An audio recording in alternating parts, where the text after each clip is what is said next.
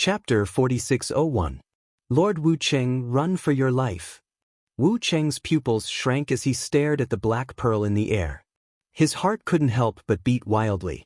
Just now, he had witnessed with his own eyes how young Master Duoshan was sucked into that strange black bead without any room for resistance.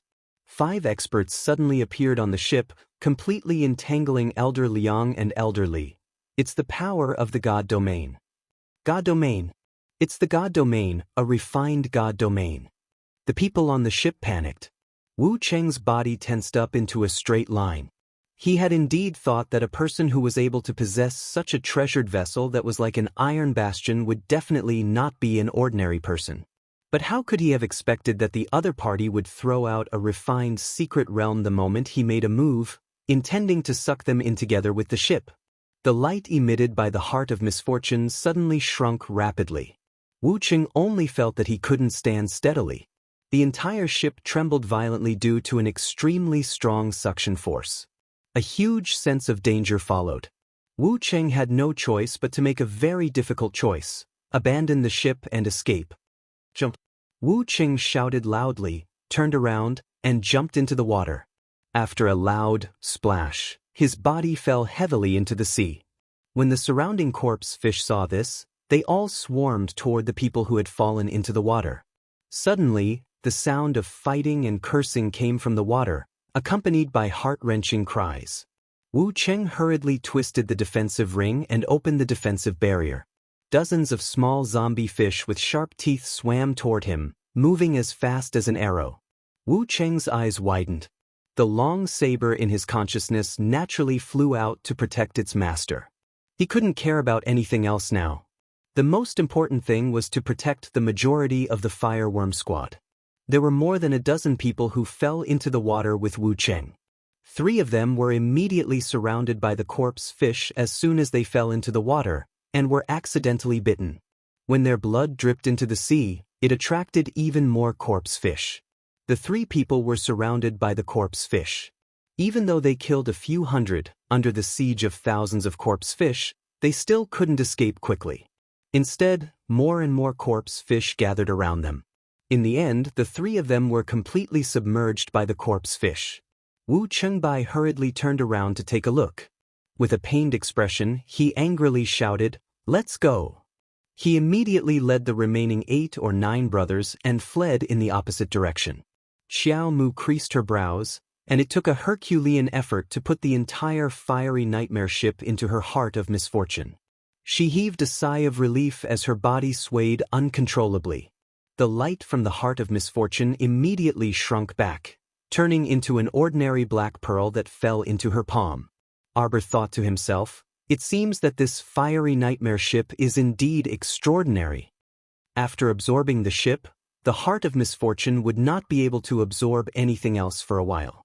"Fine, I'll let it rest for a while and have a good rest." Arbor touched the lusterless bead in his hand and stuffed it into his sleeve. He planned to use his divine sense to see what was going on inside. Second sect leader. How many people escaped from the ship? Should we send people to chase after them? No need. Arbor waved his hand. These people were nothing to be afraid of. Capturing them wouldn't be of much use. They wouldn't be able to cause any trouble. Chapter 4602. Moreover, it was because someone had provoked her in the beginning that she had retaliated. Otherwise, with the little stoic's aloof personality, she wouldn't even bother to spare a glance at strangers.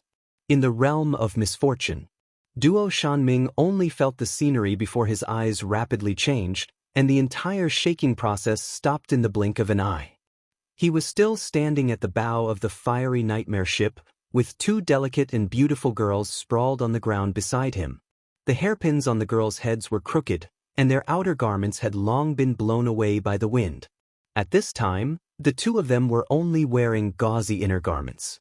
As they stood at the bow of the ship, they felt chilly winds blowing around them, and gusts of chilly wind burrowed into their necks and limbs. "Young master, where is this place?" The 2 girls cried in fright. They rubbed the tiny bumps that had burrowed out of their arms and subconsciously approached Duo Shanming. Duo Shanming was also about to go crazy from fright. He naturally didn't know what had happened, so he ran to the railing of the ship in a few strides. When he leaned over to take a look, he involuntarily cried out in fright. The two girls also ran over and looked down as well, only to see that their ship was now inexplicably stranded on a stretch of yellow sand. There were rubble and dilapidated walls everywhere, and as far as the eye could see was thick yellow sand. There wasn't a trace of seawater in sight. What's going on here? Our ship, where did we sail to? Wu Cheng! Wu Cheng! Duo Shanming roared hysterically. Wu Cheng, you old geezer, hurry and come out for this young master. Wu Cheng! Elder Liang, elderly. Elders, you promised my father that you would protect me well. Where are you? After Duo Shanming roared a few times, he didn't see any trace of Wu Cheng, so he naturally didn't see Elder Liang and elderly. Instead, he roared out a dozen shivering boatmen. Those ordinary boatmen were extremely terrified, even more terrified and astonished than Duo Shanming. Their eyes were fearful as they looked at the thick sand around them. They looked at the dried sand and rocks in front of them, as well as the piles of small rock fortresses. Young Master Duo. Young Master Duo, where are we? Young Master Duo? This seawater? Where's the seawater? Duo Shanming was also flustered, but what made him even more flustered was that Elder Liang, Elder Li, and Wu Cheng were all absent. What was he going to do now? What should he do? There's someone there. One of the boatmen suddenly pointed to the front and shouted. The speed at which the person approached was extremely fast. In just a short moment, 5 figures approached the hull of the ship. With a leap, the 5 men nimbly flipped onto the ship and landed steadily on the deck. The 5 people's eyes were sharp as they stared coldly at Duo Shanming. Duo Shanming was surprised and delighted. He hurriedly stepped forward and greeted them with a smile. Brothers, may I know where this place is? Een Mountain Ghost Domain. Hell on earth. The place where your bones are buried. Duo Shanming's eyes immediately widened and he subconsciously took a step back. You who are you? Do you know who I am? Following Master's orders, I am to take over the supervision of everyone and everything within the fireworm ship. Check the supplies. The young man who spoke coldly raised his hand, and the other 4 people quickly rushed into the cabin. What are you doing? What are you doing? The 2 girls impatiently wanted to follow in, but the young man stopped them on the spot with a cold look. Chapter 4603. The 5 young men looked very ordinary, but their murderous aura was very sharp. Their clothes had been blown by the wind and sand for a long time, and the specific color could no longer be seen. Everyone's eyes were very sharp, as if a chill was going to come out from their eyes, flickering with cold light. In just a short moment, many of the materials in the cabin had been counted and sorted into boxes. The leading young man took out a storage talisman and put everything in it. Then he turned his head and glanced at Duo Shanming coldly. Under the orders of the master, I will temporarily take over the task of guarding you. Now everyone stand here. Men and women stand separately. Hurry up. And the few people hiding in the cabin, don't hide, all of you come to the deck. Young master. The 2 girls cried and grabbed Duo Shanming's arm.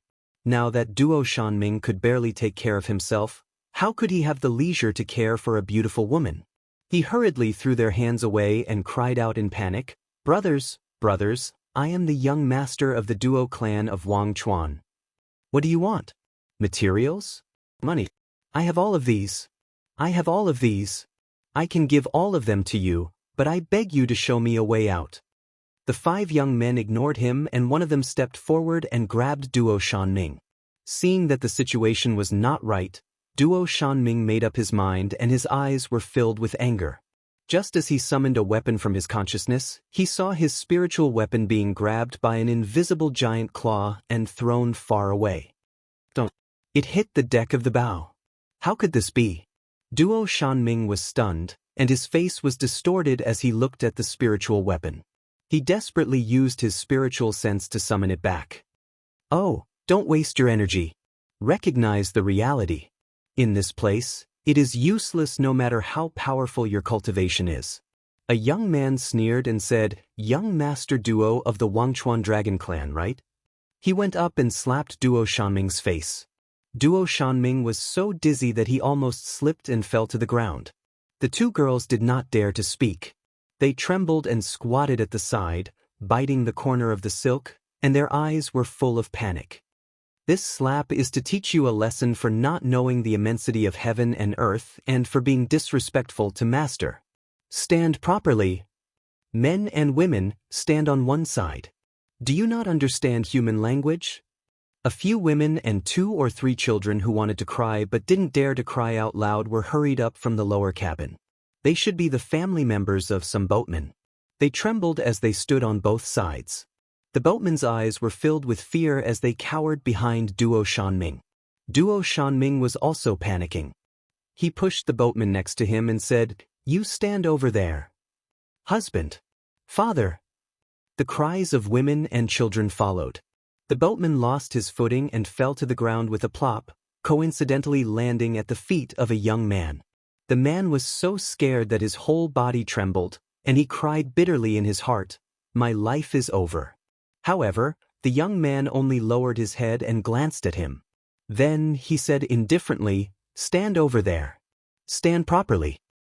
The group of people stood on the deck timidly and looked at each other without knowing why. They didn't know why they were made to stand here, and they didn't know what they were waiting for. Chapter 4604. Not long after, the young man in the lead cupped his hands and bowed towards the southeast. "The boatmen and their families on this ship, please stand in the middle." The young man then turned around and said to the crowd. The boatmen and women were all frightened. They quickly knelt down and kowtowed with an inexplicable look on their faces as they exclaimed, "Spare us, please spare us, master. Don't kill us, don't kill us." The shouting suddenly stopped. A few young men walked forward and gave them some spirit coins and silk. Then they said, "Under the orders of our master, we're here to give you some money to calm you down. This has nothing to do with you. We just caught you by mistake." The young man said, "Don't panic. You'll be able to leave soon." The boatmen were stunned.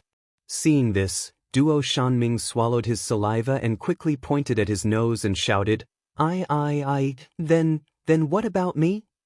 Young Master Duo, you're so bold. You dared to order your ship to crash into my master's ship.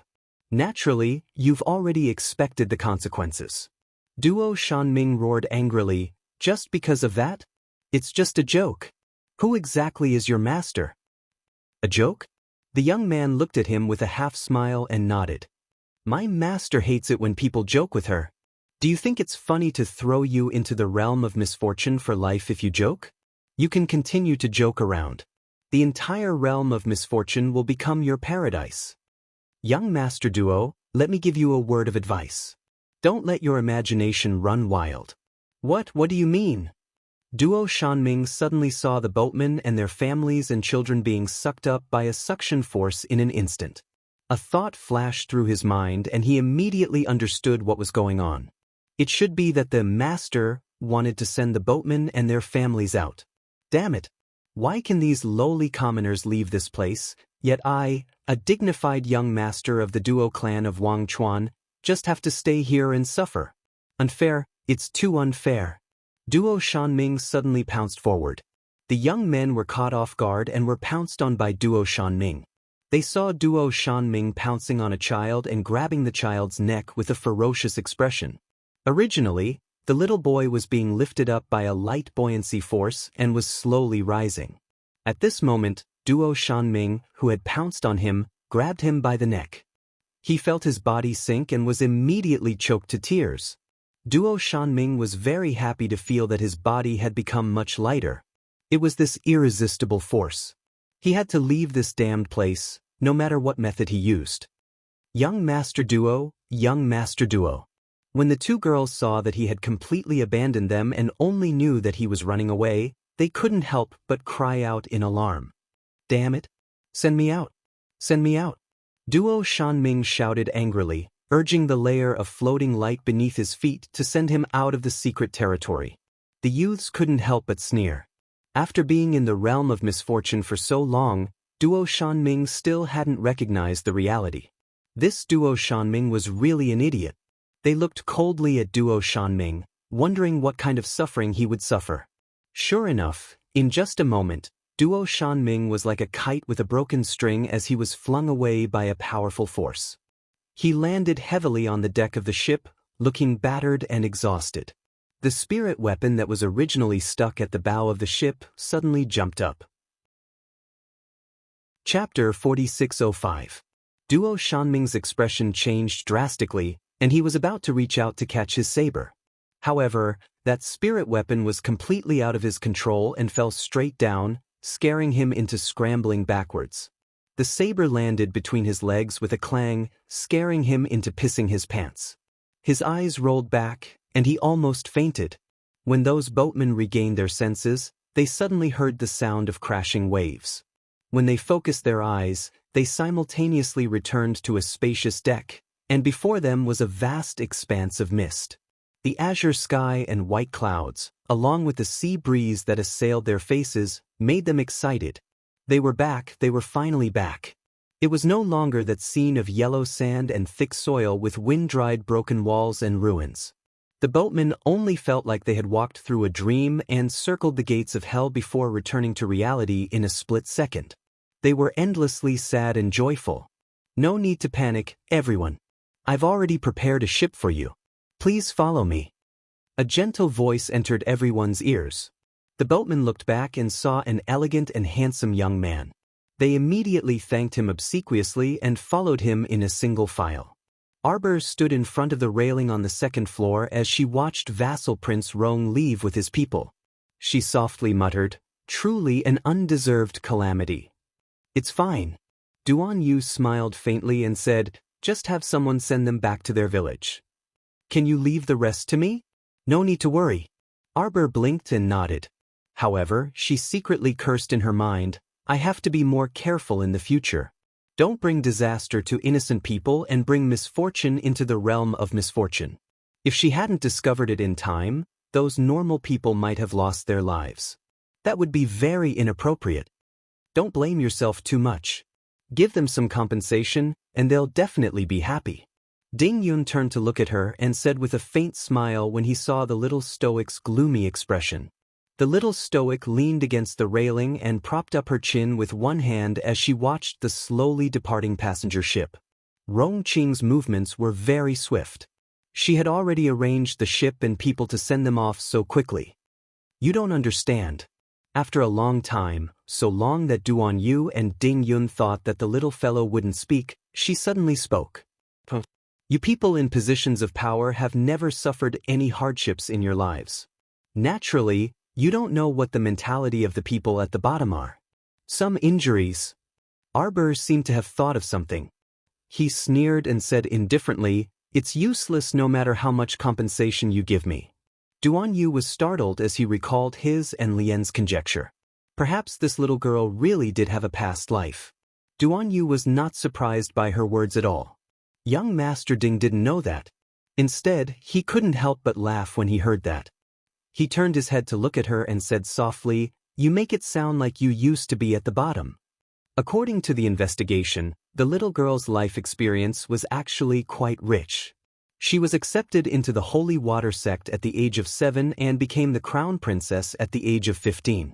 With the Holy Water sect taking care of her in the front and Emolien taking care of her in the back, she probably wouldn't be living at the bottom. Arbor looked into the distance and muttered to himself, "It can't be repaired." His eyes were fixed on the sea surface in the distance. The seaside fishing village is up ahead. Ming Yasi strode over. When he saw Duan Yu, who had turned around, he threw him a cold glance without the slightest trace of politeness. "What are you guys chatting about here? Are you planning to continue dawdling? Let's set off." Chapter 4606. When Arbor looked up, he saw Long Qian and Long Shangyun quickly walking up behind the two brothers, Ming Yasi and Ali. Both of their expressions were a bit odd, and they looked like they wanted to say something but were hesitant. "What is it?" Arbor absent-mindedly glanced at the two of them. Long Shangyun took a deep breath and inexplicably stuttered, Just now, the round bead was, Could it be a refined mystic realm? You caught that fellow from the Forgetchuan duo clan? Long Shangyun didn't understand why, but when she looked at the little stoic's cold and aloof face, her words lacked confidence. You want to plead for that trash? Arbor brusquely swept her a glance. Who is he to you? Husband? Of course not. Long Shangyun's small face flushed red, and she indignantly shook her head and said, He's merely a libertine from the Forgetchuan duo clan. How could I take a fancy to that kind of person? It's best if you're not.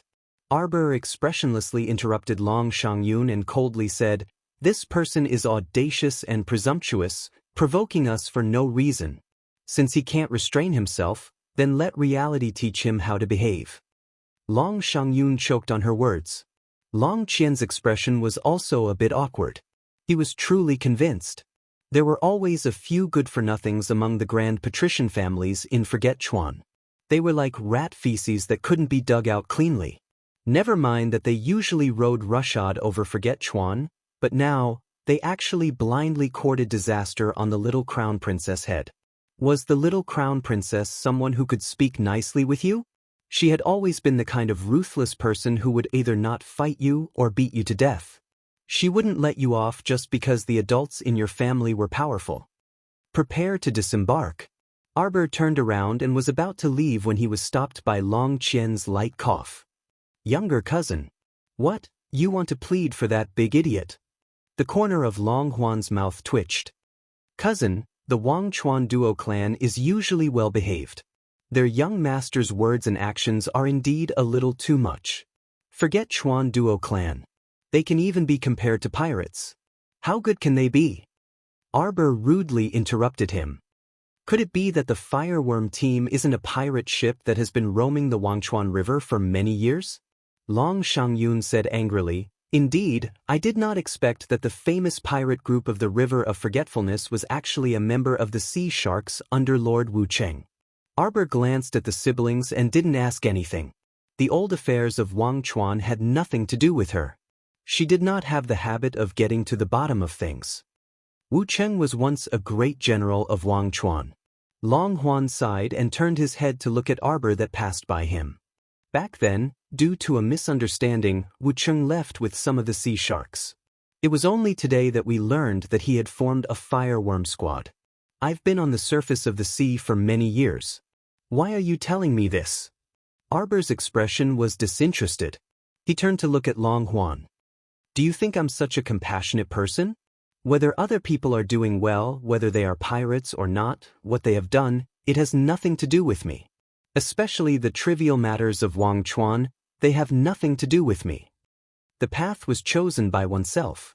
How one walked was also chosen by oneself. Since he chose the path of pirates, his hands must have been stained with the blood of many normal merchants. Chapter 4607. The Wangchuan duo clan clearly knew that the Fireworm squad was a pirate group at sea, but they still mingled with them. What good could it be? Could it be to rid the world of violence and pacify the people? Who would believe it? Long Huan was momentarily at a loss for words. After a while, he said with a wry smile, It's fine if cousin doesn't want to hear it, but the Wangchuan duo clan isn't easy to deal with. You captured their little young master. You're talking about that idiot? Heh. Arbor snorted and turned to walk toward the ship's hold. Pausing halfway, Arbor said coldly, I've never met this person before and have no interactions with him. He insisted on seeking death, so I'm merely fulfilling his wish. Long Huan sighed. He knew that he wouldn't be able to persuade his cousin to release him if he continued speaking, so he could only watch as she entered the ship's hold and ordered someone to assemble. A moment later, Arbor left behind more than half of the soldiers and had Huang He and the others stay on the ship and await orders. Meanwhile, she, Duan Yu, Ming Yasi, and the others led tens of thousands of soldiers and disembarked from the ship and landed at the seaside fishing village. It was noon, and the sky was very bright. The half-round golden sun emitted a dazzling radiance as it landed on the surface of the sea, emitting specks of starlight. Arbor landed on the beach adjacent to the seaside village with a leap. The sand here was very coarse and spread out like rubble under their feet. Not only was it hard to step on, but it was also uneven. If she hadn't purposely worn a pair of thick-soled shoes, her feet would definitely hurt. Qi Xianxian kicked the sand under her feet and looked around in confusion. Why is it so quiet? Could it be that no one lives in this fishing village? Everyone be careful. Rong loudly reminded the Kill Heavenly Fate squad members behind him.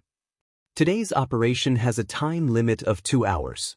Do your best to loot as many resources as possible and clean up the remaining wandering zombies in the village. If you discover traces of medicine man bombs, do not act on your own. You must immediately report to us and let us know before making a decision. If there are no anomalies, everyone will gather here in 2 hours and count the spoils. As usual, the top 100 teams will receive additional rewards. Yes. 100 teams, 100 people per team. After so many days of cooperative training on the deserted island, the Killing Tian Yun battle team had already found the key to the operation. As soon as Crown Prince Rong gave the order, they quickly moved. The captains of each team led their own team members and quickly picked a direction, carefully searching the village. Arbor raised his head and looked at the signboard of the fishing village that was hanging not far away. He frowned slightly. Jojo, let's go in and take a look too. Qi Xianxian, Little Fatty and the rest were already itching to go in and take action. Arbor glanced at them and nodded. I feel that this place, there was an indescribable feeling. The chirping of insects and the chirping of birds seemed to be very normal. However, she had a very bad feeling. It was as if danger was lying dormant in front of her eyes, but she was very confused as she approached this danger step by step, yet she still did not know what the danger was. Jojo, what's wrong? Duan Yu couldn't help but turn to ask softly when he saw her unwell expression. Arbor glanced at him and reflexively stroked his chest. He let out a long sigh. I don't know, it doesn't feel good. As soon as he arrived here, he felt like his chest was being crushed by a huge rock. Chapter 4608. That huge rock pressed down on her chest, making her feel an inexplicable sense of discomfort. Arbor knew this feeling very well. In her previous life, whenever danger came, she would always have a premonition. Just like the current situation. Qi Xuanxuan's expression was solemn, as if she was facing a great enemy. She crossed her arms in front of her and looked around cautiously. Jojo, are we still going in? Everyone looked at her and could not help but twitch their mouths. She seemed to have a mysterious confidence in Jojo. Once Jojo said that he sensed danger, she would immediately believe him and put on a serious expression, as if a lion would jump in front of them. Cough, cough, Xianxian. Little Fatty pulled his wife's hand back embarrassedly. What? Qi Xuanxuan's face remained guarded. She glanced at the crowd and harumphed, don't be so paranoid. According to my understanding of Jojo, what she said might not be groundless. Jojo's intuition was so accurate that it made people's hair stand on end. In short, they had to be alert at all times in case of an emergency. Let's go in and take a look. The 100 teams to kill the Heavenly Fate had already entered, so it was naturally impossible for Qiao Mu to stay outside with her people and wait for news. She was never the kind of person who would let her comrades fight alone. Rong Qing, send a message to the teams. Tell them not to move when they encounter something they cannot identify. Send a message to us. Crown Prince Rong nodded. As he walked, he ordered a few of his bodyguards to send messages to the small teams that were going to kill the Heavenly Fate organization. The group entered the seaside fishing village. They looked around and saw that the village was not small. There were brick houses on both sides, and at a glance, there were more than 100 stone houses. Some of the houses even had fish drying in front of their doors. However, it seemed that it had been a while, and the fish had long dried up. Arbor and her men walked slowly into the village and followed a dirt road in the middle. Could it be that Qi Xianxian's overly suspicious and vigilant expression had affected them? Everyone felt a chill run down their spines. Suddenly, a faint sound came from the left, as if a string that had been stretched taut was suddenly cut in half. Ali abruptly jumped up as if he had been electrocuted and let out a cry of alarm. The little stoic kicked his calf without another word and shouted in a low voice, "What are you shouting for? Do you want to draw out all the things hiding in the dark?"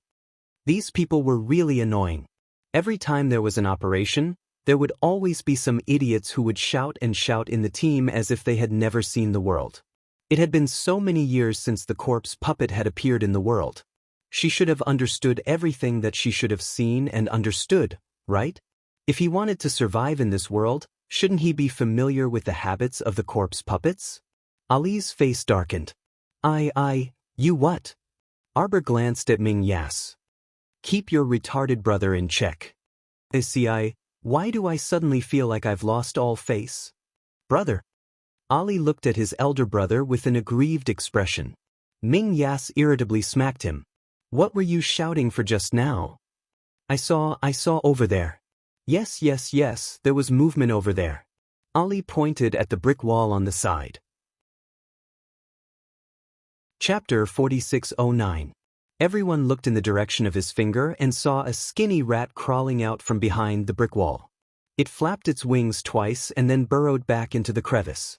This time, everyone turned their heads and looked at Ali as if they were looking at an idiot. Ming Yasi's handsome face was completely black, and he grumpily shouted at his younger brother, "Don't be alarmed if it's nothing.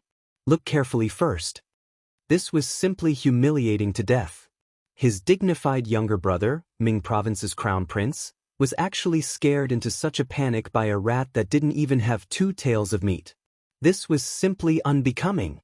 Ali knew that he was in the wrong, so he sullenly shrunk his neck and sneaked a peek at the expressionless little stoic. After this stoic face entered this place, he didn't know if it was his misconception, but he felt that she was even colder than usual.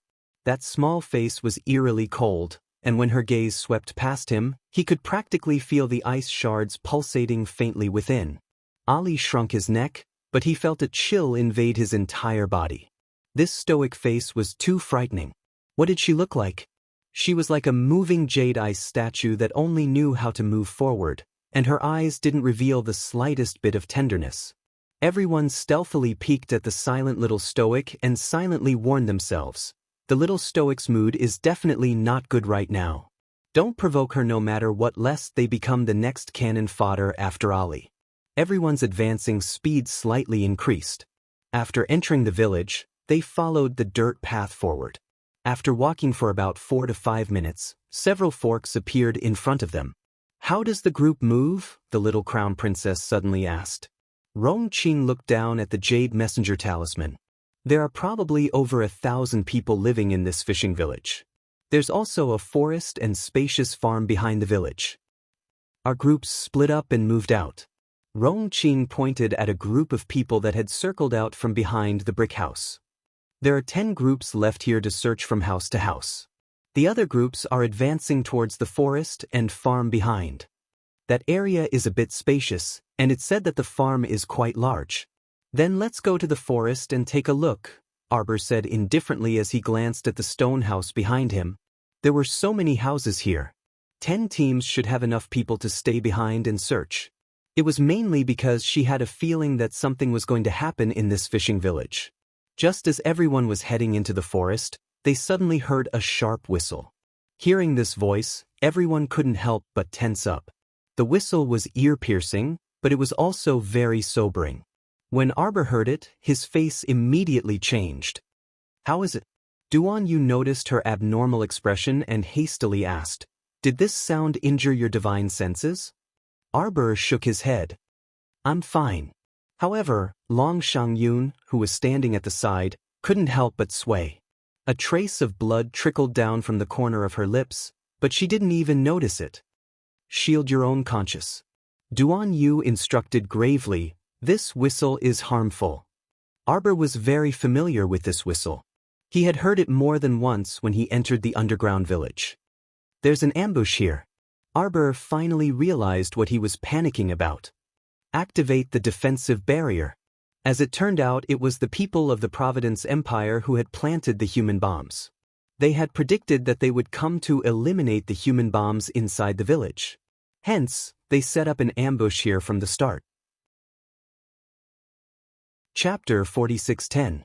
This familiar move reminded Arbor of someone. Mu Qingya.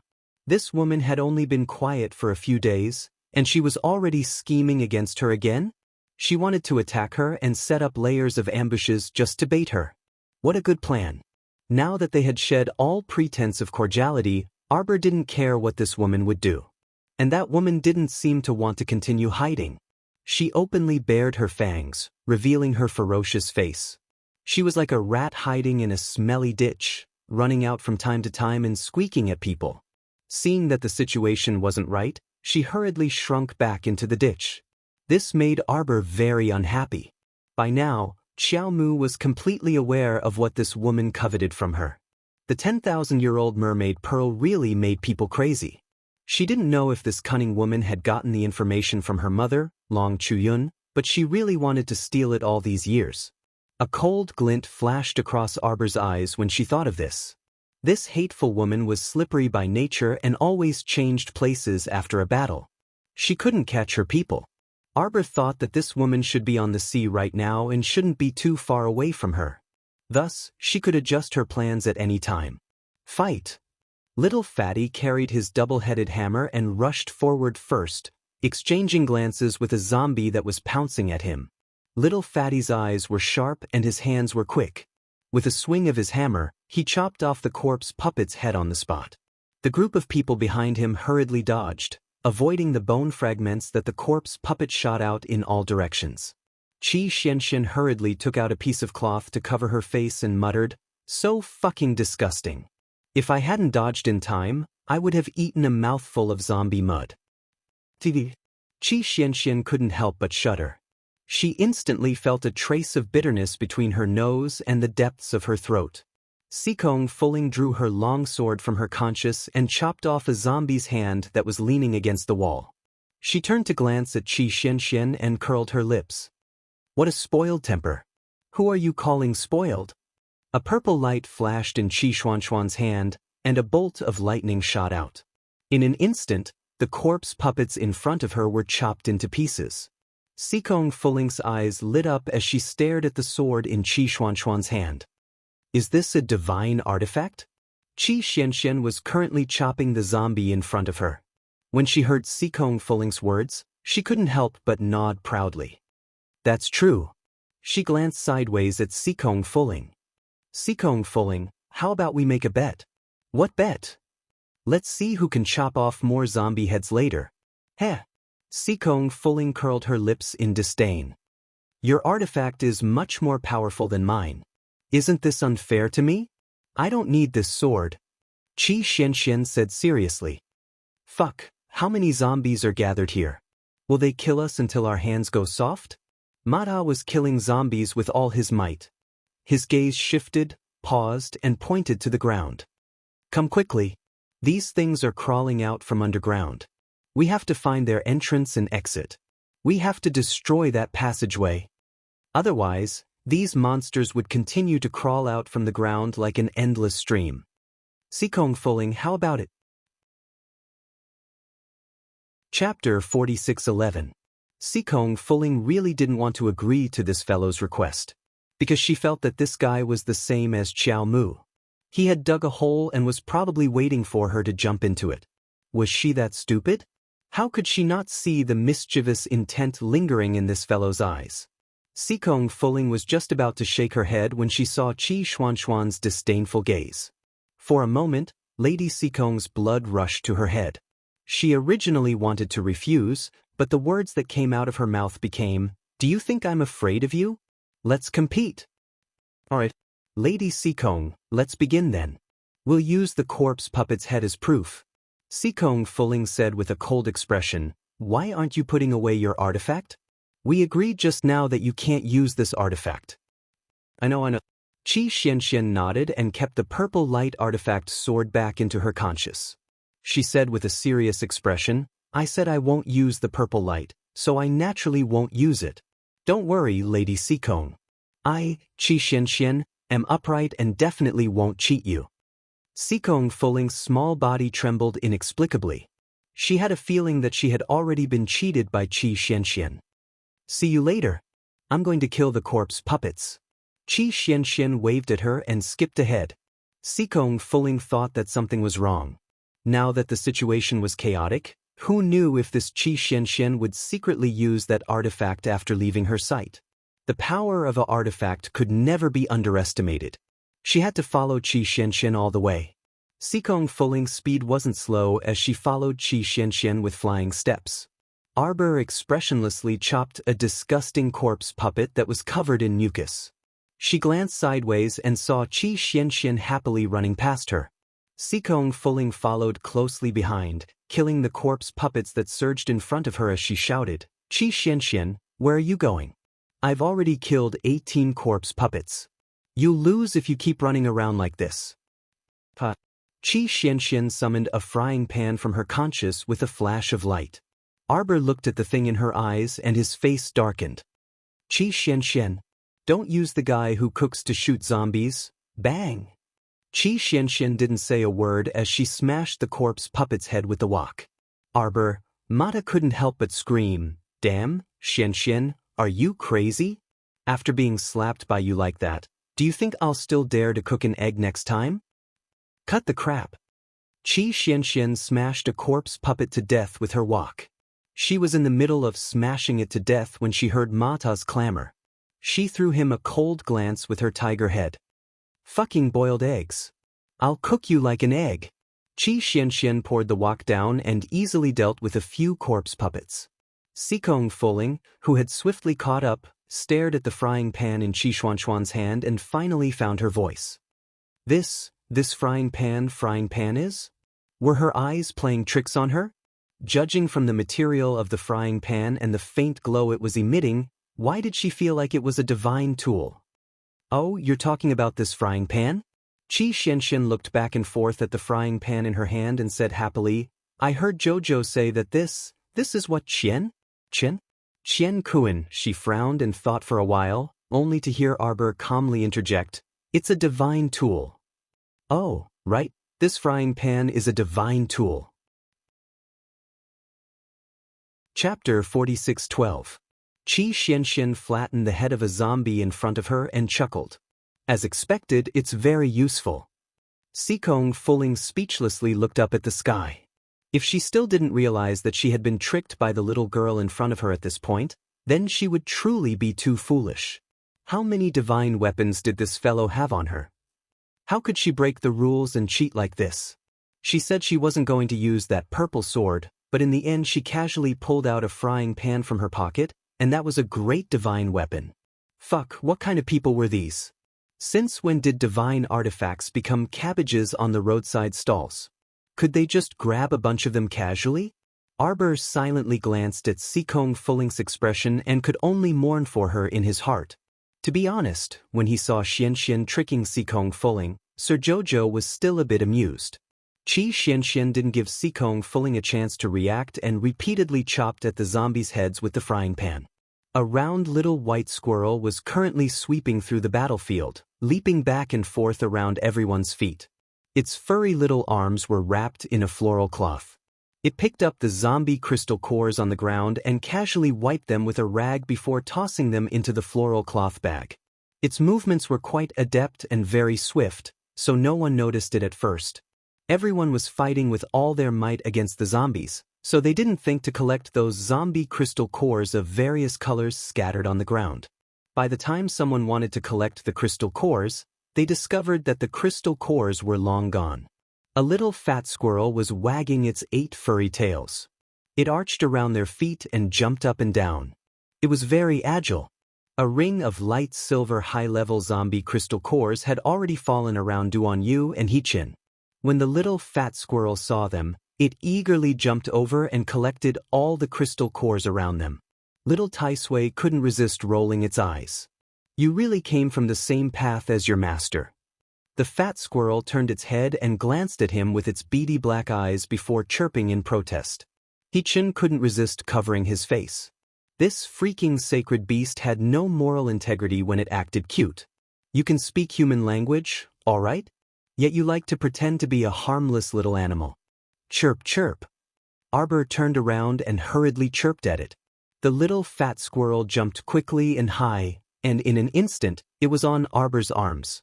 The fire spirit in Arbor's hand moved, and the blue spiritual cleansing flame killed a little zombie that was as tall as a 5-year-old child. He coldly said, "Be careful. These little zombies will hide in the big one's stomachs or carry them on their backs. They might jump out and attack at any time." "Oh, you scared me to death." The peony fairy patted her chest and cried. "Everyone come over quickly. We found the underground passage." Little Fatty shouted from outside the crowd. Everyone quickly gathered around him. "Quick, use the fire spirit, burn. Let's see if they can climb out of the sea of fire." A member of the killing team hurriedly roared and shot out a line of fire, burning towards the entrance of the underground tunnel. His team members heard him and gathered together. The fire spirit master in the team immediately walked to the front and threw out fire spirits, attacking the underground tunnel together. At the same time, Arbor looked up with a slight frown. Duan Yu, Little Tai Sui, and the venerable Peach Blossom Immortal were also looking up at the roof. From here, one could see the corner of a white robe fluttering in the wind. Clang! The crisp sound of a zither flowed down from the roof, jolting everyone's minds. Chapter 46:13. The little fat squirrel squatted on Arbor's shoulder and stomped its little paws, but she pressed it down with one hand. "Don't move." Chirp chirp. The little fat squirrel shook its 8 furry tails. "Master, Master, I've already recovered my 8 tails." The implication was, "I'm already very strong and can properly protect Master." However, Arbor still shook her head. "You're too small. Stay here properly. We can resolve the matters here." If it weren't for the fact that she wanted Chirp to come out and pick up scraps, Arbor wouldn't have let it out.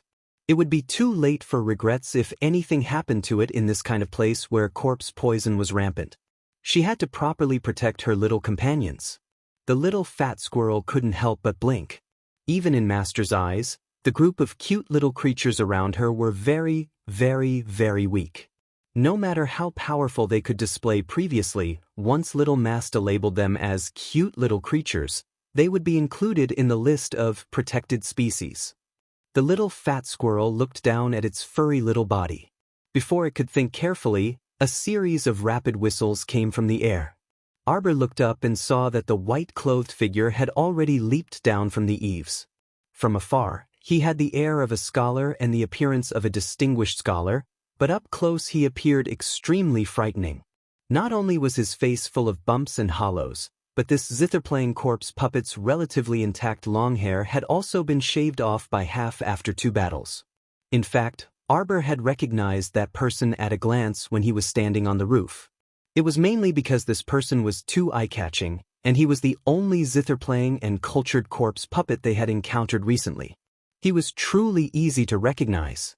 The zither-playing corpse puppet had returned and even gathered such a large group of subordinates to encircle and annihilate them. As expected, it really was something that would seek revenge for the smallest grievance, Arbor thought. She then turned to Duan Yu and shouted, "Kill." Duan Yu nodded. After exchanging a glance with He Shurchin, the two of them dashed forward in the blink of an eye, attacking at the zither-playing corpse puppet's neck one after the other at lightning speed.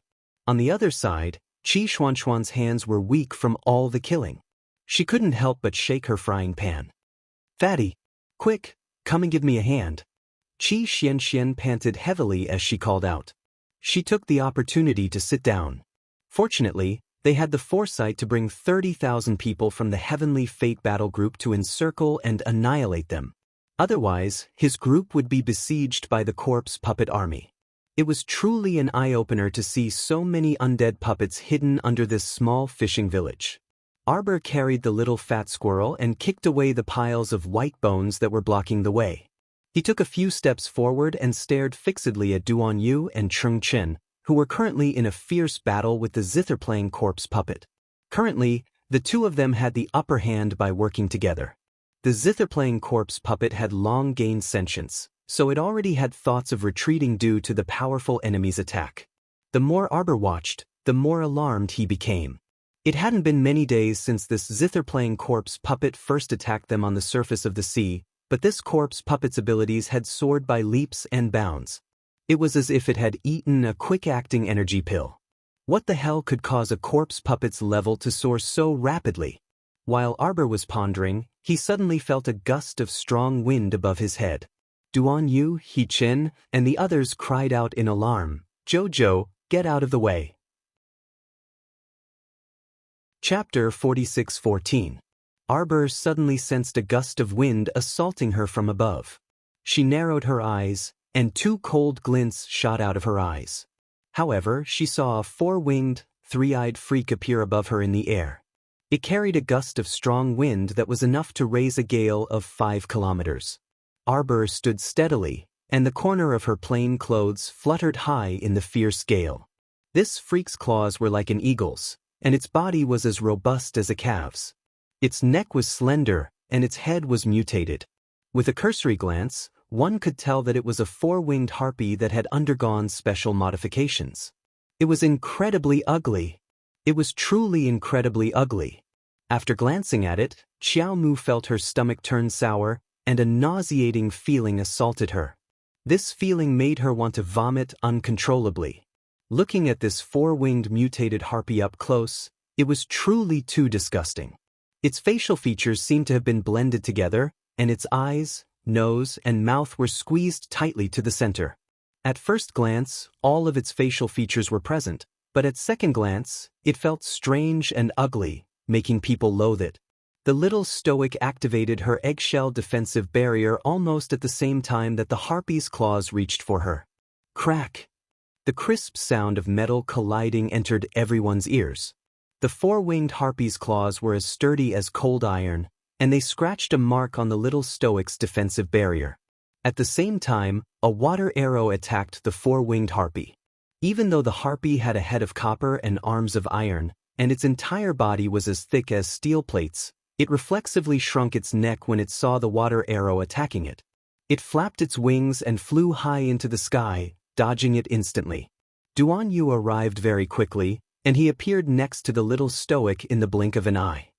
He retracted the water arrow in his hand. Through the defensive barrier, he happened to see the little stoic raise her small hand and wink at him. For words were written on the little stoic's hand. "Push the boat with the current." Duan Yu glanced at it, and his handsome face immediately darkened. No. He withdrew his smile and flatly refused. He raised his hand and passed through the defensive barrier, grabbing her wrist without a second word. In the blink of an eye, the zither-playing corpse puppet abruptly jumped 3 feet into the air with that tattered zither in hand.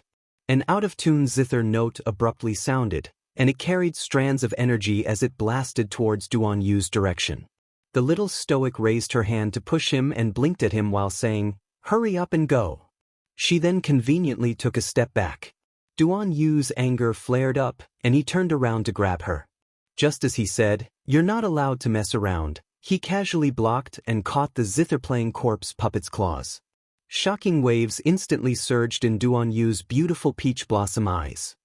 He said coldly, "You can die now." The zither-playing corpse puppet let out a shrill howl, calling for the other corpse puppets to gather around and protect them. But it was too late. Duan Yu's fingers moved slightly, and a rising silver-white flame instantly burned along the zither-playing corpse's withered arm. A group of people who had come to kill the Heavenly Fate Squad after hearing the news had gathered together in an organized manner. They opened up a path from all directions and moved closer to the center. At this moment, he suddenly heard an extremely strange and shrill wail. Everyone's heart tightened slightly, and they subconsciously raised their heads to look at the source of the sound. They were greatly shocked by what they saw. They saw a white figure floating in the air with his back facing them. At this moment, his entire body was surrounded by a strange silver-white flame. It was him who had let out this human-like wail. His voice gave people goosebumps. Chapter 46:15. Everyone couldn't help shuddering when they saw this scene. That thing was currently completely surrounded by a silvery white flame and could only roll back and forth in the air, looking abnormally unlucky. Sikong Fuling tightened her grip on the sword in her hand and reflexively glanced at her elder brother. Young Master Ding was looking in that direction with an indecipherable expression. His gaze seemed to be fixated on that zither-playing zombie, and he didn't return to his senses for a long time. At this moment, all the zombies present inexplicably quieted down and didn't make a single sound. But this silence only lasted for a few seconds. After a moment, they let out earth-shattering roars of anger, and one after another, they charged forward violently. They attempted to disperse the surrounding assassination teams and rush to Duan Yu and the other's side. "Restrain them," a team leader commanded solemnly. "Everyone, don't scatter. Set up a formation. Set up a formation. Separate them urgently." The assassination teams on the side had already started moving long ago. They separated the zombies wave by wave in a well-trained manner and completely trapped them in several shrunken encirclements before exterminating them. Duan Yu grabbed Arbor's small arm and gruffly dragged her to his side. "Why are you messing around like this?" Arbor couldn't resist rolling her eyes. She looked at the handwriting on her small hand and thought, "I wrote it for nothing." She originally wanted to act in secret, so she planned to secretly inform Duan Yu. With Duan Yu's intelligence, he would definitely be able to discern her plan from the 4 words she wrote. But she didn't expect this guy to not only reject her flatly, but he also caught her. How infuriating. Actually, this is a great opportunity. Arbor persuaded earnestly, "Hey, you know it too. If I take advantage of the situation to infiltrate the enemy's camp, perhaps it's not to that extent." Duan Yu glanced at her and interrupted, "Don't think that you can do whatever you want just because Mo Lien went to cultivate. In any case, I say no." Arbor glared at him. "Why you like him? Tyrannical. What problem could there be? Since the other party set up such an ambush and went to great lengths to capture her, why not go with the flow and follow them to take a look? Nothing ventured, nothing gained." This was clearly a pretty good idea, but Duan Yu, this guy, just wouldn't agree no matter what. "In short, be obedient and leave this matter to me." Duan Yu helplessly glanced at her and pointed at the zither-playing corpse puppet number 16, who was hovering in the air and on the verge of death from the demonic emperor's fire. "Do you want to spare his life?" Arbor nodded. Duan Yu immediately withdrew the flames on the zither-playing corpse puppet's body. A thin whip formed from the water spirit coiled around the zither-playing corpse puppet's tattered body and abruptly dragged it in front of them. Duan Yu directly threw that zombie onto the ground. Bang! After a loud noise, a tattered ancient zither fell from the sky and smashed heavily on the ground, breaking into 2 halves on the spot. The zither-stroking corpse puppet was probably still breathing. Arbor took out a sealing ball and stuffed it inside. Then, she threw the sealing ball into an empty storage talisman. Doing this would provide double protection. Of course, it was to prevent this zombie from causing trouble inside the storage talisman and tearing it open on its own. As long as the sealing ball broke, she would immediately sense it and take measures. But judging from this zombie's dying state, she reckoned that he wouldn't be able to do anything. Chapter 46:16. Arbor thought that this zither-playing zombie number 16 was an important fighter of Flying Paradise, so it would be useful to keep her around. The 4-winged, 3-eyed harpy saw that the situation wasn't right and roared. That sharp voice seemed to want to pierce everyone's eardrums. Following its shriek, the entire army of corpse puppets retreated in unison like marionettes, no longer lingering in the battle. Seeing this, Qi Xianxian shouted, "Surround him! Surround him! Don't let them escape. Don't let a single one escape.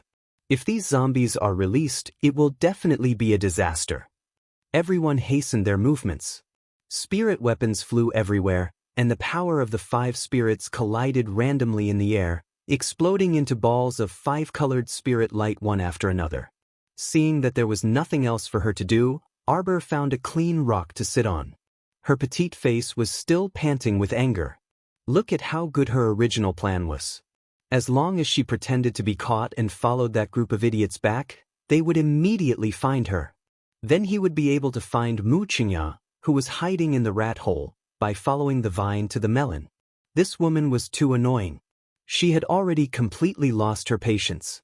Her desire to make her die a horrible death intensified as time passed.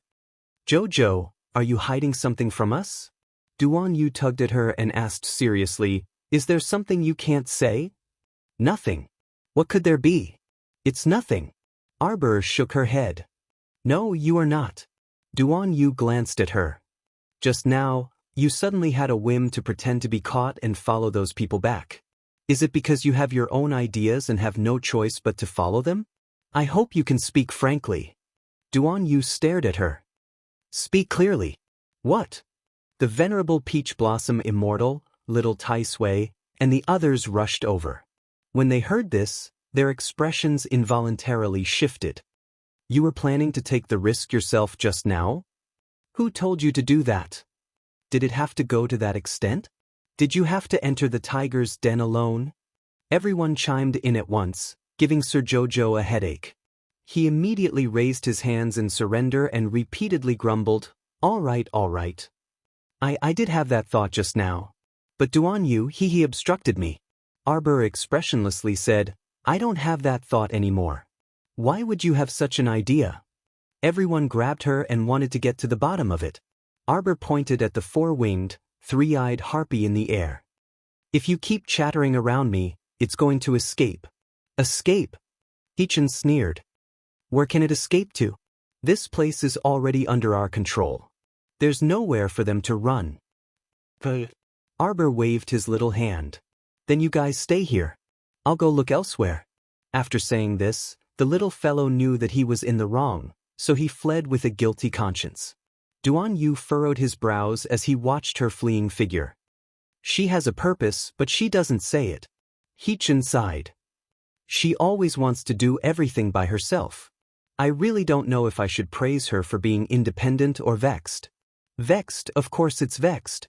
The little fatty scratched his head and said, should we send someone to follow her? That's fine too. I'll send a team to kill the heavenly fate realm to follow her.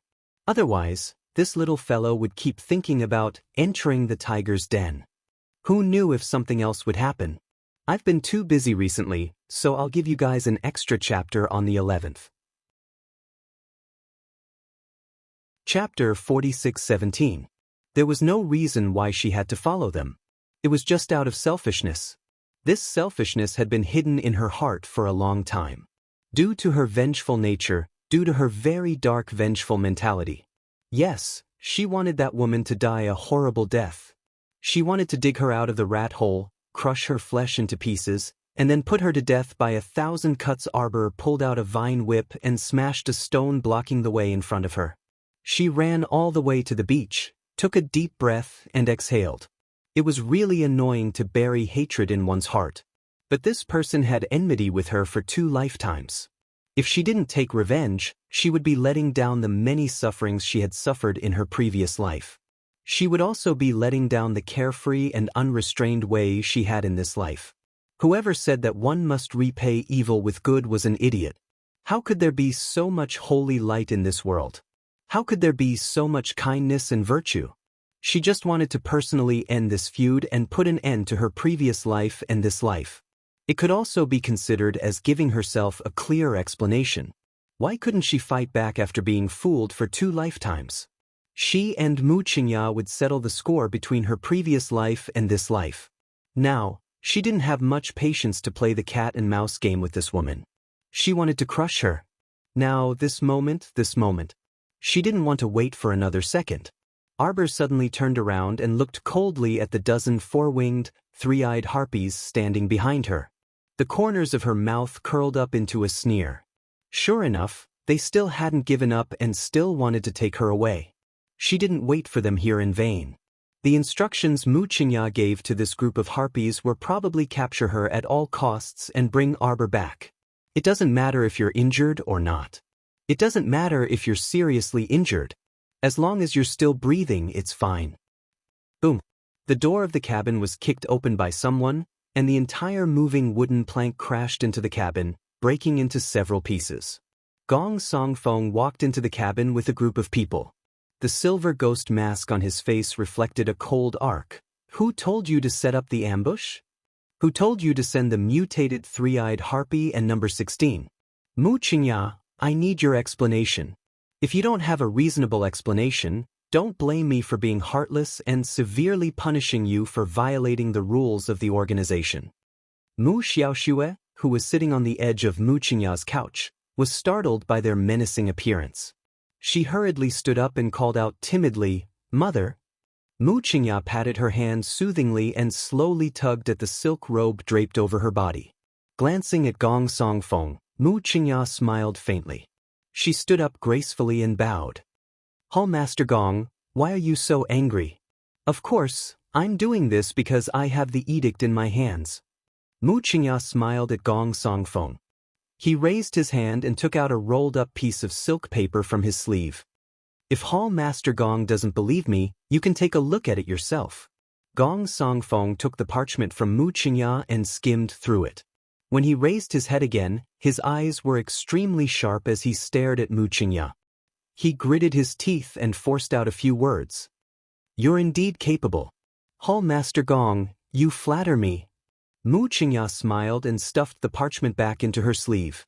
She looked up at Gong Songfeng. Chapter 46:18. "Actually, Hall Master Gong doesn't need to be so angry," Mu Qingya said unhurriedly as she smoothed out the creases on her thin muslin outer robe. "If we can successfully capture her this time, I'll put in a few good words for Hall Master Gong and his group in front of Master." Mu Qingya didn't even need to look at Gong Songfeng's face under his mask to know that Hall Master Gong's expression must be very unsightly right now. Just looking at Vice Hall Master Meng's slightly pale face behind him, Mu Qingya couldn't help but feel a strange excitement flash through her heart. If she captured the little stoic and ordered people to cut open her stomach in front of them to take out the mermaid pearl, wouldn't that be very interesting? She was truly too blessed and too lucky. Why was a 10,000-year-old mermaid pearl in her body? She had already fallen to a place like the lower star domain, so how could she still grow up so smoothly? This shouldn't be the case at all. All of her plans had come to naught. Back then, when Mu Qingya first saw the little stoic in the Mu family of the Divine Province, she knew that nearly half of her overall plan had already been ruined. She wanted to take a gamble for herself and her daughter. It would be great if she could seize this opportunity, but if she couldn't, then it should be fate. The 10,000-year-old mermaid pearl could pull a dying infant back from the brink of death. All these years, it had been imperceptibly influencing that little stoic's constitution. It must be like this. It must be like this. If the 10,000-year-old mermaid pearl was in her Shue's body, Shue could also become a powerful figure who could look up to heaven and earth without needing to rely on anyone to survive. Opportunity. All she lacked was an opportunity, and this opportunity was about to arrive very soon. Mu Qingya glanced at Fan Meng with a smile. "Vice Hall Master Meng, you don't look well. Are you sick? What do you want to do to her?" Fan Meng seemed to see the little girl's cold and clear eyes staring at her without any signs of life. A wave of icy coldness instantly assaulted his heart. Previously, when the little girl said that they were lying to her, her gaze was so cold that it could almost shatter ice shards. Fan Meng couldn't forget that gaze for a long time, and she inexplicably woke up from her dreams several times. It was as if the little girl's icy claws were clutching her neck. How would the little girl punish the swindler? Fan Meng. The red-robed man turned to look at her and frowned slightly. Recently, Fan Meng and Fan Yu were a little absent-minded. They were not in the right state and would be distracted from time to time. Mu Qingya looked at Fan Meng with pity. She pursed her lips and said with a smile, "If Vice Hall Master Meng isn't feeling well, then you should stay in the cabin and rest instead of walking around. As for how I'm going to deal with that stoic face." Mu Qingya's eyes gradually turned cold. "Isn't it written clearly on Master's silk paper? Die!" Fan Meng's heart trembled as her slender body swayed slightly. Fan Yu hurriedly reached out to support his arm. She turned to look at Mu Qingya and said coldly, "You? Dream of 1,000 years?" Fan Yu scoffed coldly and said, "Those shrimp soldiers and crab generals you sent out simply can't do anything to the little stoic. So, don't be delusional." Reporting to Hall Master Gong and Hall Master Mu. The three-eyed harpy has returned with his team. Chapter 46:19. The four-winged, three-eyed mutated harpy had returned? Mu Qingya's eyes involuntarily lit up, and she hastily asked, "Did you find anything?" "They captured a young woman, and she's on the deck right now." Mu Qingya hastily walked outside, suppressing a hint of excitement in her eyes. Did you tie her up with the spirit-binding rope? Did you lock her conscious pool at the first moment? How's her condition now? Is she injured? How are the people around her now? Did no one chase after her? Mu Qingya quickly walked to the ship's corridor. Hall Master Mu. A gloomy voice came from behind her. Mu Qingya frowned slightly, and when she turned around, a smile blossomed on her face. It's great, Master Mao Yang. Why aren't you resting in your room? Did the servants fail to serve you well? You can just tell me. Mao Yang's cold gaze swept over her smiling face. This old man heard that you captured that little girl. Mu Qingya's heart tightened, and her eyelids twitched heavily. What? Great Master Mao Yang was also interested in that little stoic. How could that be? She absolutely wouldn't hand this person over to anyone else. Great Master, please forgive me. This young lady is someone that my humble master wants, Mao Yang sneered. Hall Master Mu, in this old man's opinion, you can't swallow the good stuff on this young lady. Mu Qingya's expression didn't change, but perilous waves were surging in her heart. What? This old geezer also came for the 10,000-year-old mermaid pearl. Where did he find out that Arbor had the 10,000-year-old mermaid pearl? This is this old man's first time seeing someone truly refine a mystic realm. A feverish glint flashed through the old geezer's eyes. I suspect that this little fellow has refined more than one mystic realm. Her conscious must be connected to the divine realm she carries with her. Ha ha ha. The old geezer laughed wildly. This little girl is mine for sure. Mu Qingya looked dumbfoundedly at the old geezer who walked to the deck ahead of her. She nearly shattered her teeth from clenching them, and she forced her voice out. Hurry go. This old geezer's realm was unfathomable. If he wanted to snatch someone, even the 100 people on this ship wouldn't be his match. Of course, if all of the three-eyed harpies were gathered together, they might be able to defeat the old man. It was just that this old man was originally a guest elder of the All-Seer sect, a formation grandmaster, and was highly valued by the master. Mu Qingya didn't want to fall out with the old man unless she had no other choice. She was just an ordinary person. If she were to chase away an array master in such a high-profile manner, the organization would definitely not let her off. Mu Qingya took a deep breath and hurriedly followed the old man to the deck. Fan Meng, Gong Song Feng, and the others hurriedly followed. When they reached the deck, they saw an expressionless young lady standing alone in the middle of the deck. She had a spirit-binding rope on her hand, and her eyes were as cold as ice as she looked over. After passing through the crowd, his gaze finally landed on Mu Qingya. An imperceptible coldness appeared on his lips. A meaningful light flashed in his eyes. Ha! Mao Yang opened his arms to welcome her. It's really you, little girl. Grandmaster Mao Yang, hurry up and seal her consciousness. Do I need you to tell me that? Mao Yang sneered and impatiently glanced at Mu Qingya.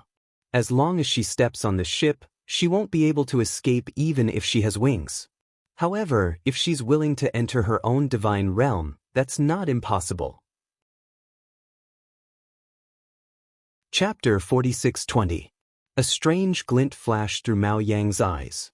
At that time, he could follow the clues to find the melon, tear open this divine realm, invade this little imp's divine sense, and completely take it for himself.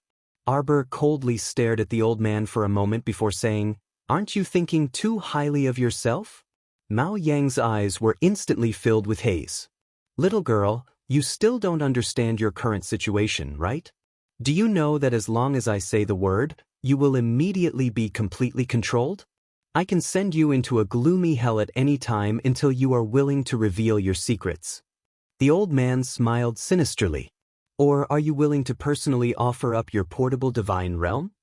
The little stoic tilted her head and spread her hands, saying coldly, "You've locked my conscience, so how can I take out my portable divine realm and give it to you?" Mu Qingya stepped forward and said, "Master, don't speak too much with her. This little girl is very clever and has extremely bad intentions. If you are slightly careless, you may suffer a hidden loss from her." Mao Yang waved his hand dismissively. "As long as she gets on this boat, I have the ability to make it impossible for her to get off. Arbor blinked, and a cold smile filled with evil intentions suddenly appeared on her face. Are you sure? She paused between each word, and her voice was very drawn out, making people feel a bit uncomfortable and flustered. Mu Qingya felt a bit scared from her small gaze, and she immediately felt that her reaction was very laughable. The little girl was currently bound by the spirit-binding rope and her conscience was locked. What kind of monstrous waves could she cause? She was actually intimidated by her gaze again. This was simply an extraordinary humiliation. Mu Qingya took a deep breath and forced herself to calm down. No, the 10,000-year-old mermaid pearl was right in front of her. She had to calm down. She couldn't be too agitated. Her state of mind had to recover to its original state. Only then could she continue to do things calmly, lest she let her impulse burn her head. Grandmaster, you still need to report this matter to Master. After all, this can be considered a major matter. Don't you think so, Master? Of course. Mao Yang saw that she didn't continue to pester him about such trivial matters, so he nodded and said, I will explain clearly to your master that I want this lady to give up her divine realm. Presumably, the master of the Heavenly Fate organization wouldn't be so stingy as to be unwilling to give out even a small favor. The old man's mind was full of wishful thinking. He had forgotten that if he could really take away Arbor's divine territory, that couldn't be considered a small favor. Guards, take him in. Mu Qingya raised her hand and waved. She didn't expect that as soon as she finished speaking, someone would immediately rush over from behind and stand in front of the little stoic. Hall Master Mu, it's better for our underground hall to watch over him. Mu Qingya stared coldly at Fan Meng, who had rushed in front of her. A cold light flashed in her eyes. Right now, she was feeling rather irritable. He had already captured the little stoic, and the 10,000-year-old mermaid pearl was about to fall into his hands. However, this group of people kept jumping out to make things difficult for her, which really made her extremely annoyed. Vice Hall Master Meng must be joking. Mu Qingya's smile was gentle, and she did her best to soothe her voice. She didn't speak in a very anxious tone. Our soaring heavens captured her, so we naturally have to watch over her. Chapter 46-21. Young Master Songfeng's eyes were cold and sharp, like a pair of sharp arrows, piercing into the depths of Mu Qingya's heart. Even Mu Qingya, who had always been indifferent and calm, couldn't help but tremble slightly. Take him away. Mu Qingya waved her hand, and Hong Chang strode forward with two middle-aged men, wanting to take over Arbor. Fan Meng raised her hand, and a row of wood thorns immediately appeared under Hong Chang and the other's feet. The two middle-aged men hurriedly dodged back and jumped a foot away. Hong Chang looked at Mu Qingya with an unsightly expression. Mu Qingya's expression instantly darkened. Vice Hall Master Meng, what's the meaning of this? Let's see who dares to come forward and snatch him from the underground hall. Fan Meng narrowed her eyes, and the wood spiritual power in her hand suddenly surged out violently. Mu Qingya clenched her 5 fingers tightly and turned to look at Mao Yang, who was watching coldly. Grandmaster, are you still not going to make a move? I'm a guest of Tianyun, not just a guest of flying heaven. The old man smiled leisurely, and a trace of coldness hung in the corner of his mouth. Flying heaven and underground hall wants to fight among themselves, but what does that have to do with me? Why should I interfere? Grandmaster, you must have seen it. If the underground hall takes Arbor away, he'll probably be released in less than 4 hours. Mu Qingya said coldly, in this way, Grandmaster's idea of carrying the godly realm will be completely erased, right? Mao Yang realized that this matter involved his interests and immediately frowned. He turned to look at Gong Songfeng, and his attitude was obviously better. It wasn't that he looked down on Mu Qingya. A woman without cultivation sitting in the position of Hall Master of Flying Heaven Hall at most was considered quite intelligent and lucky, but it would be difficult for her to advance even half a step. But this young and talented Hall Master Gong was different. Not to mention his cultivation at such a young age, he was that person's right-hand man and was deeply trusted by that person. His strength couldn't be underestimated. Hall Master Gong. In my opinion, It's not appropriate to hand this little girl to any of the flying heaven and underground halls. It will affect the harmony of our organization. What do you want? Gong Songfeng looked at the old man coldly and clearly saw the greed in his eyes. He couldn't help but sneer in his heart. This old man had been seriously injured when he came back last time, and was in secluded cultivation, so it was impossible for him to know Jojo's arrival. He did not know who had leaked Xiao Qiao's information to the old man. That person was simply too malicious. Vice Clan leader Meng's words represent my intentions, Gong Songfeng said coldly, rejecting the old man's request. Mu Qingya of the old man's lips. As expected, the old man flared up on the spot. How dare you? Of the hall of flying heaven, of the flying heaven, of this, use after all, of the heaven of this, of the ofs to of heaven, of the Tingtiti of. He was tricked by Mo Lien in the Tianji secret realm, and finally lost his of the materialized body. Just thinking about it made him want to vomit blood. Now that he thought about it carefully, that young man had tricked him.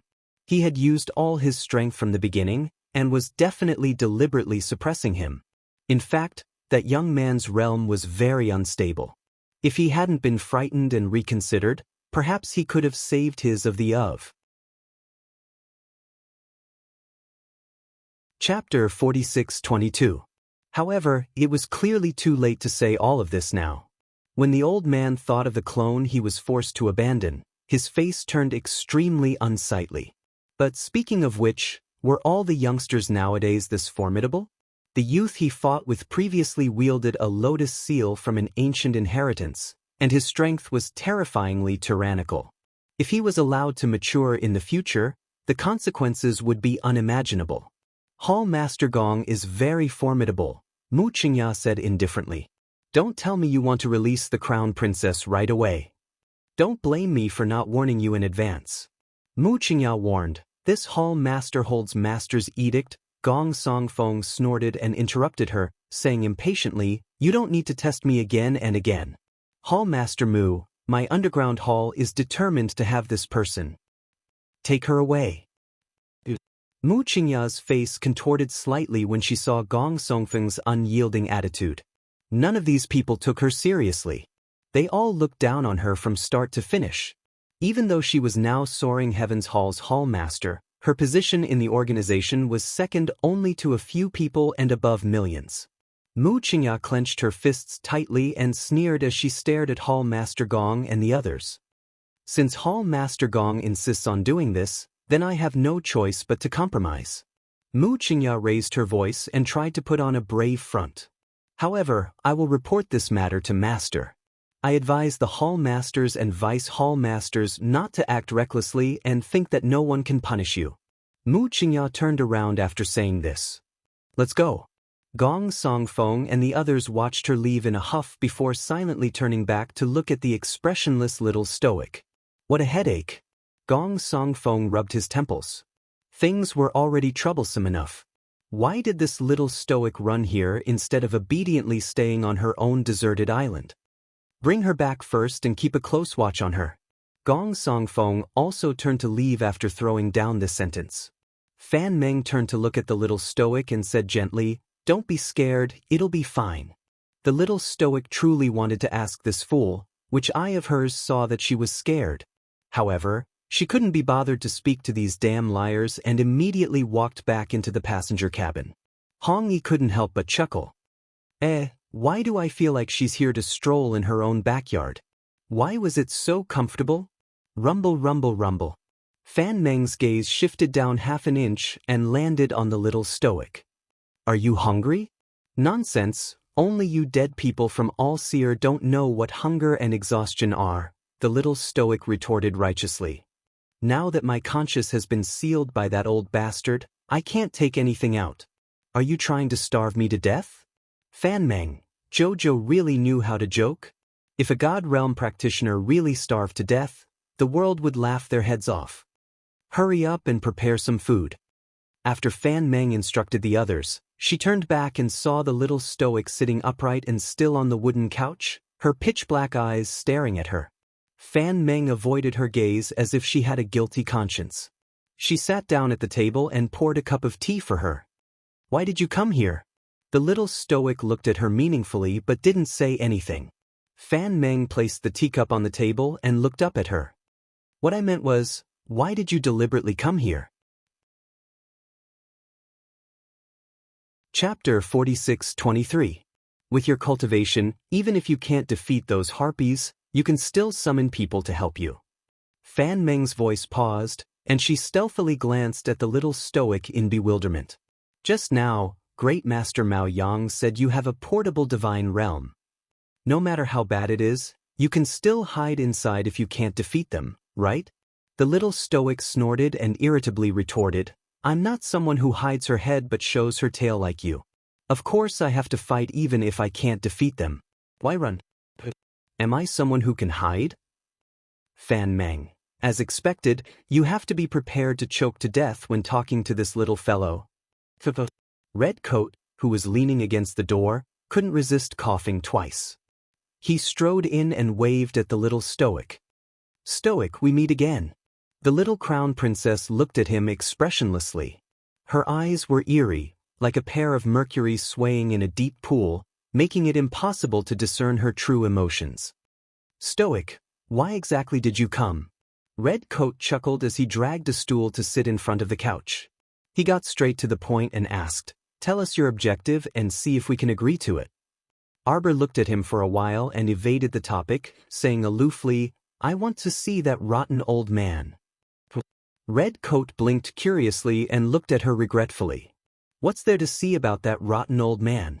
I have something to discuss with him." "Can we be present?" Red Coat asked jokingly.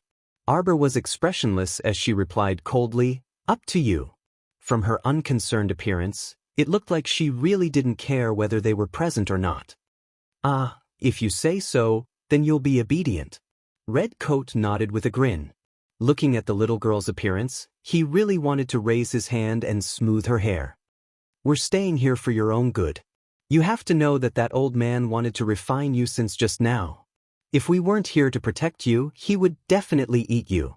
Arbor chuckled. His laughter was rather strange, but his expression remained as still as a mountain. It was a little cute. With a fake smile, the corners of Red Robe's mouth twitched. He waved his sleeves, turned around, and walked to the door. He called out, "Go and ask the master to come over." "Jojo." Hearing Fan Meng's cry, Hong Yi turned around and saw the little girl sitting up straight. She took out a golden talisman from her sleeve. "Saint-grade golden talisman?" Hong Yi cried out in surprise. "What are you trying to do?" "Saint-grade gold talisman, god summoning talisman." She had drawn over 100 god-inviting talismans, but this was the only saint-grade golden talisman she had drawn. With the grade of this talisman, she didn't know what kind of immortal species it could summon. Logically speaking, the Venerable Peach Blossom Immortal should summon an expert of immortal venerable level and above from the holy region. He just didn't know if they would be like rotten peach blossoms, staying here and not wanting to go back. Arbor's finger shook, and a talisman force quickly flowed out. Lu Yi and Lan Ying, who had just arrived at the door and had yet to speak, couldn't help but be startled. The golden talisman that was floating in the air suddenly shattered in the void. Light and shadow shot out in all directions. In an instant, the entire room was enveloped in rays of light. Fan Meng reflexively reached out to grab the little stoic's arm. However, the little stoic didn't even move half an inch from the couch. She didn't look like she wanted to escape at all.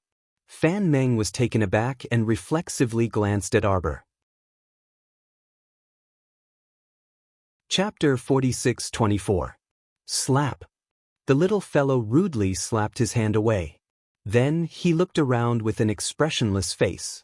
After looking for a long time and waiting for a while, he couldn't help but frown. The deity-inviting talisman was indeed as deceptive as always. Forget it, she was probably a laggard like a rotten peach blossom. She was a bit slower, so she should be on her way now. "Vice Hall Master, the Great Master is here." Fan Meng returned to her senses and said, "Invite him in." Mao Yang strode in and locked his eyes on Arbor. "I heard you wanted to see me? The little girl is quite gutsy." What, you're not scared now? Don't think that I don't dare to do anything to you just because Hall Master Gong and the others are protecting you. Why do you have so much nonsense to say? Arbor irritably interrupted the old man's monologue. I called you here because I have something for you to do. I'll give this to you once you're done. As she spoke, the little girl dug around in her sleeve and took out a pitch-black heart of misfortune. She casually tossed it in her hand. How is it? Everyone! Exclamation point. At this moment, Great Master Mao Yang felt like 1,000 curses were galloping through his heart. If there were 2 words to describe his current feelings, it would definitely be fuck. What was going on? This girl's head couldn't have been squashed by a door, right? Was there such an oddball existence like her? What kind of toy did she think she had randomly pulled out? It wasn't some small glass ball for decoration. That was a genuine refined mystic realm. Little girl, are you serious? The old man's eyes shone brightly. If he could pounce over and snatch it, he would have already disregarded his status. However, he was apprehensive about Fan Meng and the others, so he forcibly restrained himself. Now that he heard the little stoic's tempting condition, how could he not agree? What is it? It's practically a piece of cake for you. Arbor tossed the heart of misfortune in her hand and stared at the old man with cold eyes. She said faintly, go deal with all the trash by Mu Qingya's side. Remove all her limbs and bring her to me. Then this is yours. She raised her hand and tossed the heart of misfortune up and down as if it was a toy. The old man felt his teeth ache as he stared fiercely at the heart of misfortune in her hand. Deal. The old man forced these 2 words out of his gritted teeth. He agreed almost immediately. Arbor nodded and looked at the old man with a faint smile. Go and do it. If you do it well, you'll naturally receive great benefits. I never lie. If you don't believe me, you can ask them. Damn liar. Arbor pointed at Fan Meng and the others beside him. Fan Meng, Hong Yi, Lu Yi, and Lan Ying were speechless. The old man sneered, I don't think you would dare to deceive this old man. After saying that, he turned around and left as fast as lightning. Arbor sneered in his heart. This Hall Master Mu didn't believe in fate, but she insisted on letting this person know. If it's fated, it will be there. If it's not fated, don't force it. Bang, bang, bang, bang. After a few loud sounds, something dropped down from above her head, smashing towards the little stoic's body with a burst of flying ash. Why were all the people from the holy regions so deceptive? Chapter 46-25. She watched as this person fell down from the top of the cabin and rolled straight toward her. The little stoic hastily and silently moved aside, allowing this elderly person to mercilessly crash onto the wooden couch with a bang. After the dull thud, everyone was speechless. This situation was inexplicably a bit funny. What was going on? Arbor jumped off the couch with a kick of his legs and solemnly looked at the person who couldn't get up after rolling on the couch for a long time. From her angle, she felt that the elderly person was very short and small. She wore a new bright red robe with a long ponytail trailing behind her head. Just looking at her back and figure, Arbor instantly felt a bit of disdain. What was going on? The elderly senior who was summoned by a saint-grade deity inviting talisman didn't even have a 10,000th of the elegance and nobility of Rotten Peach Blossom. In any case, Rotten Peach Blossom's consummate with spirit skill was world-shocking. Why did this person in front of her look so unreliable? The figure on the couch suddenly moved, and a small hand trembled as it raised up. They seemed to have heard the elderly senior make a shattering sound and subconsciously took a few steps forward, wanting to clearly hear what she was saying. Tian Tian Tian Tian, Dao. A weak voice came from the couch, sounding like she was gnashing her teeth. Tian Dao. You old swindler, don't let me see you again. This elderly senior jumped up from the couch with a poof, and her eyes, as cold as the moon in starlight, abruptly swept a glance over everyone in the room. When her gaze landed on Arbor, her eyes suddenly brightened as if they were emitting millions of starlight, twinkling brightly. Little treasure! The elderly senior pounced forward, but because she was especially short, she jumped into Arbor's arms with a thud. Sir Jojo was stupefied and subconsciously reached out to catch this fellow, blinking his eyes. What kind of great Buddha did this sir summon? She's so short, isn't she just a little brat? Wait, what did she call me just now? Child, why are you so silly? Don't you recognize your Aunt Master? The child looked at her with a grin and reached out a small hand to stroke her head in all seriousness. Everyone was speechless. They couldn't help but think about this strange scene. A brat around 5 to 6 years old was caressing the little stoic's head, revealing a loving gaze, and even calling her child. This scene was too beautiful. Everyone couldn't bear to look at it directly. The little stoic's eyes instantly widened, revealing an incredulous expression. This can't be real, right? Master and Uncle Master are restricted by the heavenly Tao. Didn't they say that they can't come over? Could it be that he had summoned an old senior who was keen on prying into people's dreams and reading their minds? It was impossible for a freak from the sacred region to not have some skills. Looking at her youthful face and white hair, she shouldn't be too old. No wonder his temperament was so jumpy that he actually came to pretend to be her martial uncle. Arbor carried this old senior with both hands as if he was carrying a hot potato. He didn't know whether to throw him away or not. After a while, the little stoic expressionlessly glanced at her and used one hand to pick up this fellow, while her other hand vigorously rubbed that child's head. Brat, you still want to trick me? Stop acting, I won't fall for your trick. The little stoic muttered and walked forward a few steps with the child. Chin Ninin, who was being carried around all the way, instantly looked a bit embarrassed. What goes around comes around. Chapter 46-26. Thinking back to the past, it was only her who dragged the little stoic here and there, but now, it was the other way round. Put me down. Chin Ninin grumpily slapped the back of the little stoic's hand. Sir Jojo pursed her lips and let go, throwing Defying the Heavens onto the couch. Watch. Little Defying the Heavens stood up and patted the robe on his body. This fraudulent heavenly law dragged her along and refused to let her go. In the end, it couldn't defy that sacred-grade deity inviting talisman and was forced to allow her to pass through the heavenly law's barrier and enter the Wangchuan region. The problem was, at the very last moment, heavenly law still ruthlessly tricked her. After she passed through space, her body shrunk to the size of a 5 or 6-year-old child. Thankfully, the robes she was wearing were the origin-returning treasured clothes made by a weapon refiner and could change according to her height. Otherwise, wouldn't she be running around naked right now? It ruined her image too much. When Defying the Heavens thought of that fraudulent heavenly law, his face darkened. Watch! Chin Ninin turned back and roared at the little stoic. Before the little stoic could react, her small figure had already vanished from everyone's sight. The power of space. These 4 words abruptly popped out in Green E, Lan Ing, and the others' minds.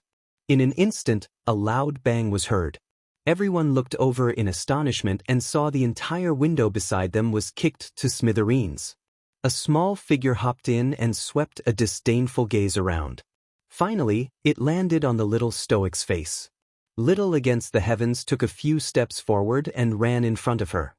He raised his head and asked solemnly, "Did you see clearly?" "I didn't see clearly. Aunt Master is telling you to look again." After saying that, a cluster of light suddenly rose from his hand and smashed into the 2 unlucky fellows who darted in after hearing the news. Arbor stared blankly as those 2 spirit realm cultivators were directly sent flying out of the passenger cabin by Aunt Master's light element attack. Splash. 2 splashes sounded in succession. Everyone looked at each other in bewilderment. In front of this little one, those 2 people actually didn't have the strength to retaliate and were sent flying in a single exchange. Aunt Master. This time, the little stoic truly recognized him. Just by looking at the skillful way he smashed people, his mastery of the power of space, and his tendency to send people to their deaths without any explanation, this person was undoubtedly her heaven-defying martial uncle. Naughty brat. Little Nition's little face tightened as he angrily scolded. She lowered her head to look at her tiny hands and feet, then looked up at Xiaomu. Small Eyes ordered Xiaomu, "Carry me, your Aunt Master." The corners of Arbor's mouth twitched. He squatted down obediently and picked up his little Uncle Master. He held him in his hands as if he was holding a big Buddha with a pious expression. "Martial uncle, how did you get here?" "Just now, Ant Master smashed down from above." Could it be that he was kicked down by the heavenly Tao? What kind of mocking expression is that? Little Defiant flew into a rage. He stretched out his little hand and slapped Arbor's forehead twice. "Does your martial uncle look like someone who would be tricked?" "You do," the little stoic answered very honestly in her heart. "Your master and I have been worried day and night about you, naughty brat, in vain. We didn't know how you were doing. We didn't expect that when we met again, you wouldn't even recognize your Ant Master. Tell me, should you?" "Shouldn't." Little Defiant choked and reprimanded in a huff. "What kind of expression is that?" Chapter 46:27. "Uncle Master, I don't have any expression," the little stoic replied innocently. "Chin Nidian, that's right, it's wrong to have no expression." Chin Nidian angrily reached out and rubbed the little stoic's face. "Didn't I tell you before? Why are you born a stoic and old lady? You have to smile." Arbor tugged at his lips and suddenly hugged his Uncle Master, kissing the top of her disheveled hair. "Uncle Master, it's really great to see you." Little Nitian flailed her arms in exasperation. "Hurry and let me down, Uncle Master. How is this appropriate?" Arbor hugged her with a chuckle. Just as they reached the door, they heard a sinister voice. "Little miss, I've already done as you instructed. Then now shouldn't it be up to you to fulfill your promise?" The old man's snort of laughter abruptly broke the tranquility here. Everyone looked up in unison at Great Master Mao Yang, who walked in from the door. This great master looked to be in a good mood as his entire person exuded a hint of excitement amidst the sinister aura. It looked like he had already completed his task. "Oh, where's the person I wanted?" The old man chuckled and shrugged.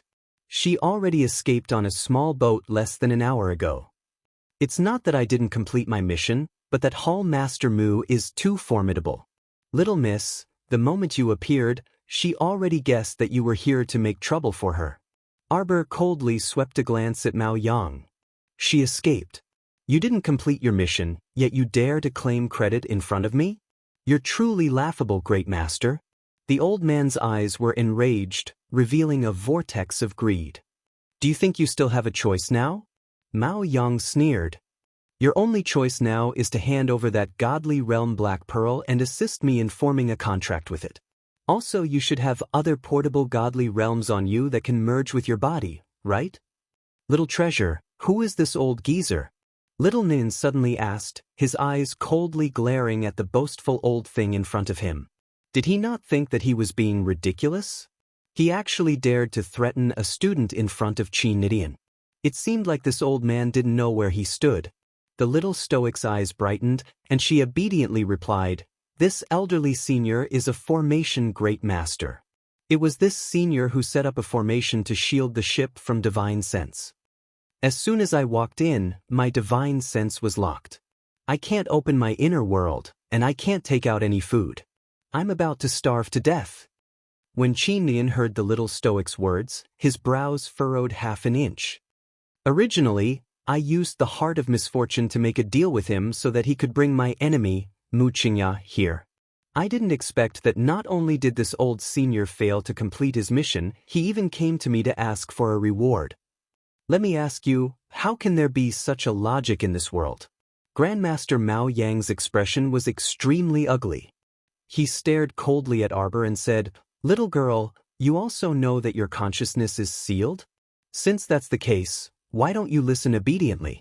You even want to, bam." Suddenly, a ray of light exploded in front of Mao Yang like a halo. Even with Mao Yang's speed, he couldn't block Chin Nitian's attack from the sky. Mao Yang retreated 17 to 18 steps. Chapter 46:28. His pair of gloomy old eyes instantly widened, and his body also completely straightened. Just now, that terrifying premonition of impending danger made his heart beat faster uncontrollably, and he subconsciously retreated a few steps to barely block the other party's fierce attack. The instant the light element exploded, a berserk factor filled this space, making one's heart tremble involuntarily. The old man felt that his hand holding his longsword was trembling slightly due to the impact of that power. But how could the 5 to 6-year-old little girl next to the little girl, such a tiny little imp, accumulate such a terrifying explosive power in her body? She was a freaking little monster, right? Wait! That little monster narrowed her eyes and was about to attack him again. Master Mao Yang hastily stopped her and said loudly, "A little girl, stop. This old man didn't come here to fool the little stoic. I really caught her." Master Mao Yang said sternly, "Although Mu Qingya and her daughter escaped, she still has a daughter that I sent people to bring over. Take a look first. Isn't it up to you to decide whether it's useful or not?" Arbor raised her brows slightly when she heard this, and her gaze shifted to the entrance. She saw 2 robust men dragging a woman who was on the verge of death through the entrance. The 2 robust men threw her in front of Arbor without the slightest bit of pity for the fairer sex before turning to leave. Mao Yang's eyes flickered as he looked at Arbor. "How is it? Take a look. This is Hall Master Mu's biological daughter that you want. If you detain this person," Arbor glanced at Mu Rochuan in astonishment. Why did Mu Rochuan look so miserable after not seeing her for a while? Not to mention the scar on her face, there didn't seem to be a single piece of good flesh on her body. Her complexion was very pale, and she looked at her with lifeless eyes. She actually didn't know how to scold her anymore. The 2 people's gazes met, and their eyes met. Mu Roxian actually smiled weakly at her. Arbor instantly felt that the sun might rise from the west. Mu Rochuan actually smiled at her? Didn't she hate her the most? She hated her for stealing her identity as the eldest daughter of the Mu family. She hated her appearance. She hated her for being able to overshadow her glory despite being from a lower star field. She hated her talent, intelligence, and all the glory that she valued were all taken away. "Martial uncle, this person doesn't speak the truth and is especially annoying." Mu Roxian was clearly an abandoned pawn by Mu Qingya. "How dare this old man lie in front of me? You just have to argue with me." The little stoic shouted at Little Defiant in a huff. Qin Nidian didn't say anything and slapped him across the face. After a sound, the old man's cheeks had 5 distinct small handprints on them. He didn't feel much pain, but the humiliation was enough to make his lungs explode. He almost fainted from anger. The little stoic's eyes flickered, and her gaze landed meaningfully on the old man. "I knew it. Mu Qingya's special ability is long-range surveillance." She saw that the old man accepted her deal and came to kill her. But does she really think she can escape from the Forgotten River? The show had just started, and it was only the prelude. The little stoic's chilly gaze landed on the old man, and she suddenly shouted, "Martial uncle, this old man has been bullying me. He used his mental power to suppress me and even wanted to steal my portable divine realm."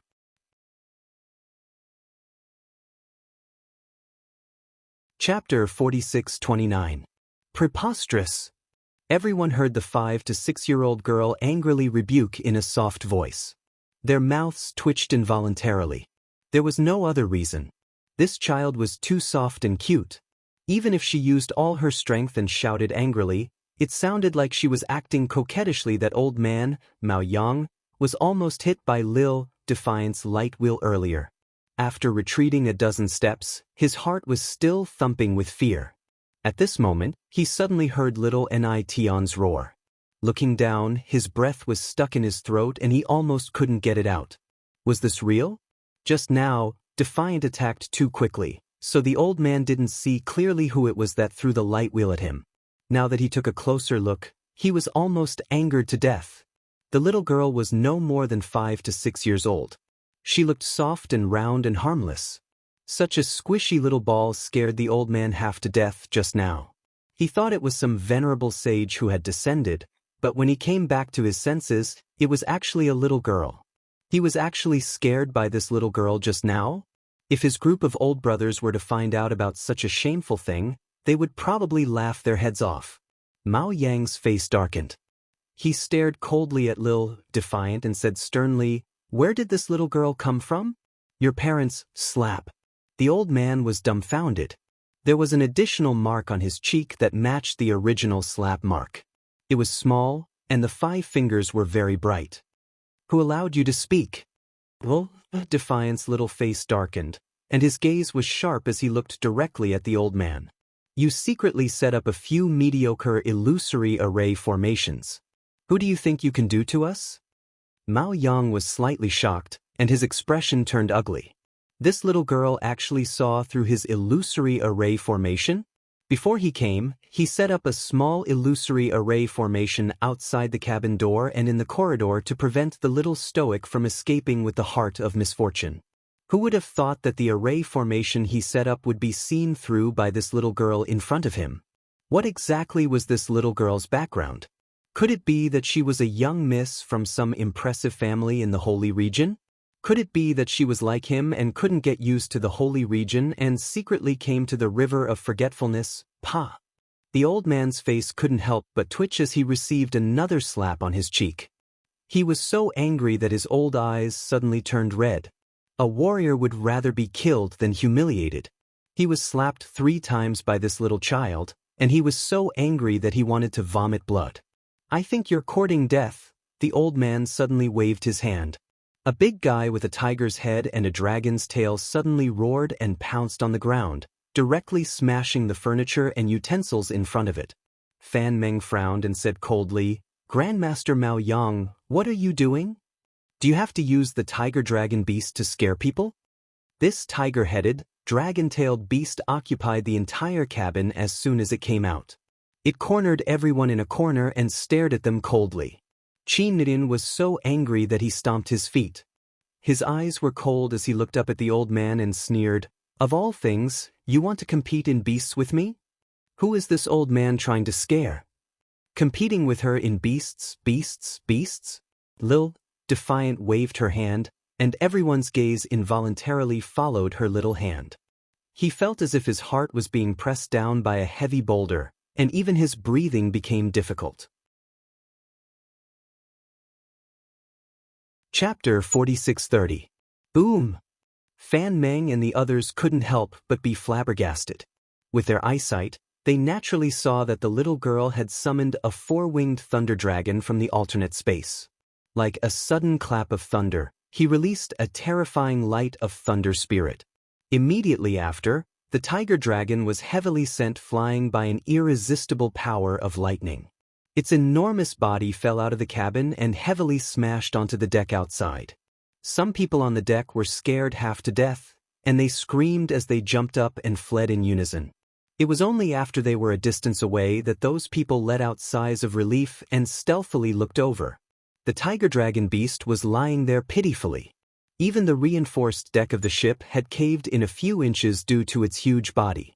The tiger dragon's fur on its back had been touched by the power of lightning, and a large area of its fur had turned black and curled up. It simply looked incomparably wretched. Fan Meng and the others hastily ran out of the dilapidated cabin. At this time, the other members of the 7 Flowers all rushed over after hearing the commotion. Arbor's gaze swept over them. When he saw that young Master Song Feng wasn't present, suspicion arose in his heart. Could it be that Gong Song Feng had something to do and had already left the ship? What's going on? A cyan figure flashed, and he ran to Fan Meng and Hong Yi's side. He whispered, How did the little stoic cause such a big commotion? Aren't you guys watching her? Red Coat put on a fake smile and said, Look, how are we supposed to watch? It's not like this is the first time you've heard of the little stoic's earth-shattering personality. That's true. Qing Xing pursed his lips, and his gaze landed on the wretched tiger dragon. He cried out in alarm, Isn't this Grandmaster Mao Yang's 5th-level spiritual beast? Why is it so wretched now?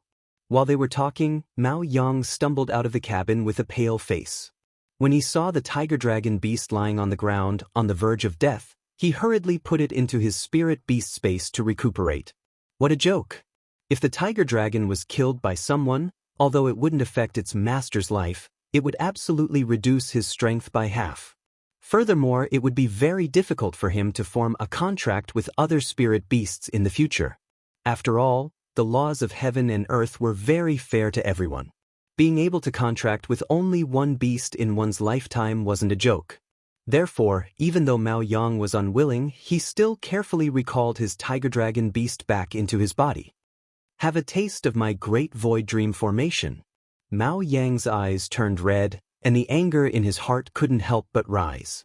With a wave of his hand, a strong gust of wind swept across the crowd. Everyone was brought into Mao Yang's great void dream formation. In the blink of an eye, the little stoic felt her body plummet straight down. She could hear the sound of the wind and a few people calling her name. Jojo, Jojo, it was so annoying to listen to. What could possibly happen to Jojo? Of course, it was impossible for such a formation to hurt Master Jojo. However, this person who set up formations at the drop of a hat was so annoying. He would lock her conscious for a while, and then throw her into some great dream-breaking formation. As the name implied, this should be a trapping formation, right? Those people on the deck had probably all been brought into this large formation. Little treasure. Just as the little stoic was getting impatient from the plummeting, a ripple-like undulating scar appeared in the space in front of her. Chapter 46:31. A small hand reached out from inside and grabbed her arm tightly. Uncle Master. The little stoic seemed to pass through a thin layer of space and abruptly arrived in front of little Nidian. Are you all right, little treasure? Little Nidian raised his small hand and caressed Arbor's face, pinching it in passing. Don't be scared, Uncle Master is here. What can happen to me? The little stoic expressionlessly replied. Qin Nitian's heart felt stifled. What was going on? She actually felt a sense of melancholy as if her child had grown up and no longer needed her parents. Then can you break this illusory illusion formation? Arbor shook his head in puzzlement. I don't know anything about formations. Nin, since you can't break the formation, why do you look so calm and collected? Look at this little guy. He didn't know whose bad habits he had inherited. He couldn't tell what the little guy was thinking from his expression. Arbor blinked. Isn't Uncle Master here? Nin, it seemed this little guy had hope. Let's go out first. Although this lousy formation didn't have much deterrence, it wouldn't be good for their bodies if they were trapped here for a long time. Qin Nidin waved his small hand, and the space in front of them twisted. The entire illusory illusion space was like a small toy in her small, jade-white hand and was instantly crushed. Little Nidian jumped into the stoic Qiao's arms and pointed at a circular spatial door that appeared in front of them. Let's go. Qiao Mu carried her small body and stepped through the space door with a step. Narrowing his eyes, he saw that the two of them had returned to the original deck. On the ground, there was a shallow pit created by the tiger dragon beast. The air in the surrounding area was fluctuating. Suddenly, one figure after another was released from the illusionary dream formation and fell down one after another. Fan Meng and the others reacted quickly. As soon as they realized they had left the formation, they steadied themselves and floated to the ground. It was the other disciples of the Heavenly Fate sect who suffered. Some of them rolled out of the array and before they could react, they screamed and fell into the sea. The deck started bustling with activity. Some people didn't know what was going on at all and looked around in confusion. Qin Nitian's face darkened as he shouted, "Still not showing yourself?" With a gentle flick of her finger, a crack appeared in the space in front of her. A black figure was sucked out from inside. With a wail, it fell heavily to the ground. "Old man, you want to play array with me?" Little Nition smirked. "Who do you think your lousy formation can trap?" The old man couldn't stop trembling. He was drenched from head to toe, as if he had been fished out of a river. Arbor suddenly realized that she seemed to be able to use her divine sense. It looked like the villainous old man's consciousness had suffered a heavy blow. At this moment he could no longer maintain the great spirit sealing array that he had previously set up. This old man really brought this upon himself. He was sealing someone else's divine sense, but in the end, his own divine sense just had to suffer a destructive injury. Interesting. The little stoic raised her eyebrows cheerfully. The old ghost raised his head with a ghastly pale face. Before he could finish his sentence, "How did you?" He spat out a mouthful of blood. It looked like he had been holding it in for a long time and couldn't bear it anymore, so he could only spit it out in front of everyone. TSK, this appearance of wanting to save face at all costs was really delightful to look at. Chapter 4632. 50384 Area of Effect Damage. You want to ask me how I can break your bullshit false dream formation? Against the sky sized up the old man in amusement. He motioned for the little stoic to put him down on the ground. Everyone saw a 5 or 6-year-old soft little girl running in front of the old man with small, quick steps. She lifted her small chin and said coldly, "I'm your ancestor who set up the formation." Everyone, Master Mao Yang had a gloomy expression. He gnashed his teeth and sneered, little brat. You think you've won for sure? You might as well raise your head and take a look." Master Mao Yang let out a shrill howl, his eyes dark. "Today all of you will die here." Xiao Mu looked up and gazed impassively at the large, densely packed group of harpies approaching from afar. The sky was blocked by the harpies' pitch-black wings. There was a dense mass of black above their heads, and from time to time, several black wings would shed their feathers and float down from above. The little stoic's face darkened, and she subconsciously moved closer to her Ant-Master. There were probably tens of thousands of harpies in the sky, and each one looked stronger than the previous harpies. Furthermore, their bodies emitted a faint blue glow. Master Mao Yang sneered, "How is it, little brat? Do you think that Hall Master Mu doesn't have a backup plan?" The old man stared at Arbor and smiled smugly. "Instead of cooperating with a little brat like you who goes back on her word, why don't I continue cooperating with Hall Master Mu? After all, this old man is still someone blessed by the heavens. The organization forbids private fights and the killing of companions. Little miss, I'm a good person, so how can I really listen to your orders and go deal with Hall Master Mu? Do you feel especially disappointed and dejected?" The old man wanted to discern some clues from the stoic's calm face. In the end, he couldn't discern anything. "As expected, you're a cunning old man." Xiao Mu nodded at this great Master Mao Yang. "This Hall Master Mu that you speak of is indeed extraordinarily intelligent. However, this is as far as he goes." "What do you mean?" The old man frowned. He had a bad feeling about this. Arbor gave him a long look and said expressionlessly, "If you're in the mood to worry about others, why don't you worry about yourself? What is there for me to worry about? Do you think you can escape unscathed under the siege of these mutated harpies that have been poisoned by over 10,000 of them? Ah, look up." The little stoic suddenly pointed at the sky. The old man's eyelids twitched. He looked up and saw that the 5 or 6-year-old girl had already leaped into the air. One person stood in front of thousands of harpies. The old man's heart trembled and he couldn't help but shout angrily, "Wishful thinking, who do you think you are?" He wanted to fight against tens of thousands of harpies by himself? Don't blame this old man for not reminding you. Once the flesh and blood of these harpy men fall to the ground, they will definitely be poisoned and die without a proper burial ground. These were all harpies that had mutated after being dipped in poison. No one could stop them. They were originally prepared to attack Yen City, but now, they were used here first. The old man glared, only to see the little girl turn her head and glance coldly at him. She then brandished a heaven-pointing sword. All of a sudden, a blinding light erupted simultaneously. Just like that, she brandished it directly at the harpy army opposite her. Chapter 4633. Who do you think you are? Vainly thinking that you can withstand the attack of tens of thousands of poison-mutated harpies by yourself? Mao Yang didn't expect that the other party would display extraordinary strength right after he taunted her. Mao Yang's old face was completely contorted, and he widened his dog eyes in disbelief at the situation in the sky. That little girl swung her sword. It was merely a single strike. Under the dazzling radiance, the sword shadows transformed into tens of thousands of mimicry humans and swept toward the harpies in front of them. An unstoppable force rushed into the group of eagle-bodied cultivators. Mao Yang and the others only saw a dazzling radiance in front of them. A massive light barrier descended from the sky and enveloped the entire harpies inside.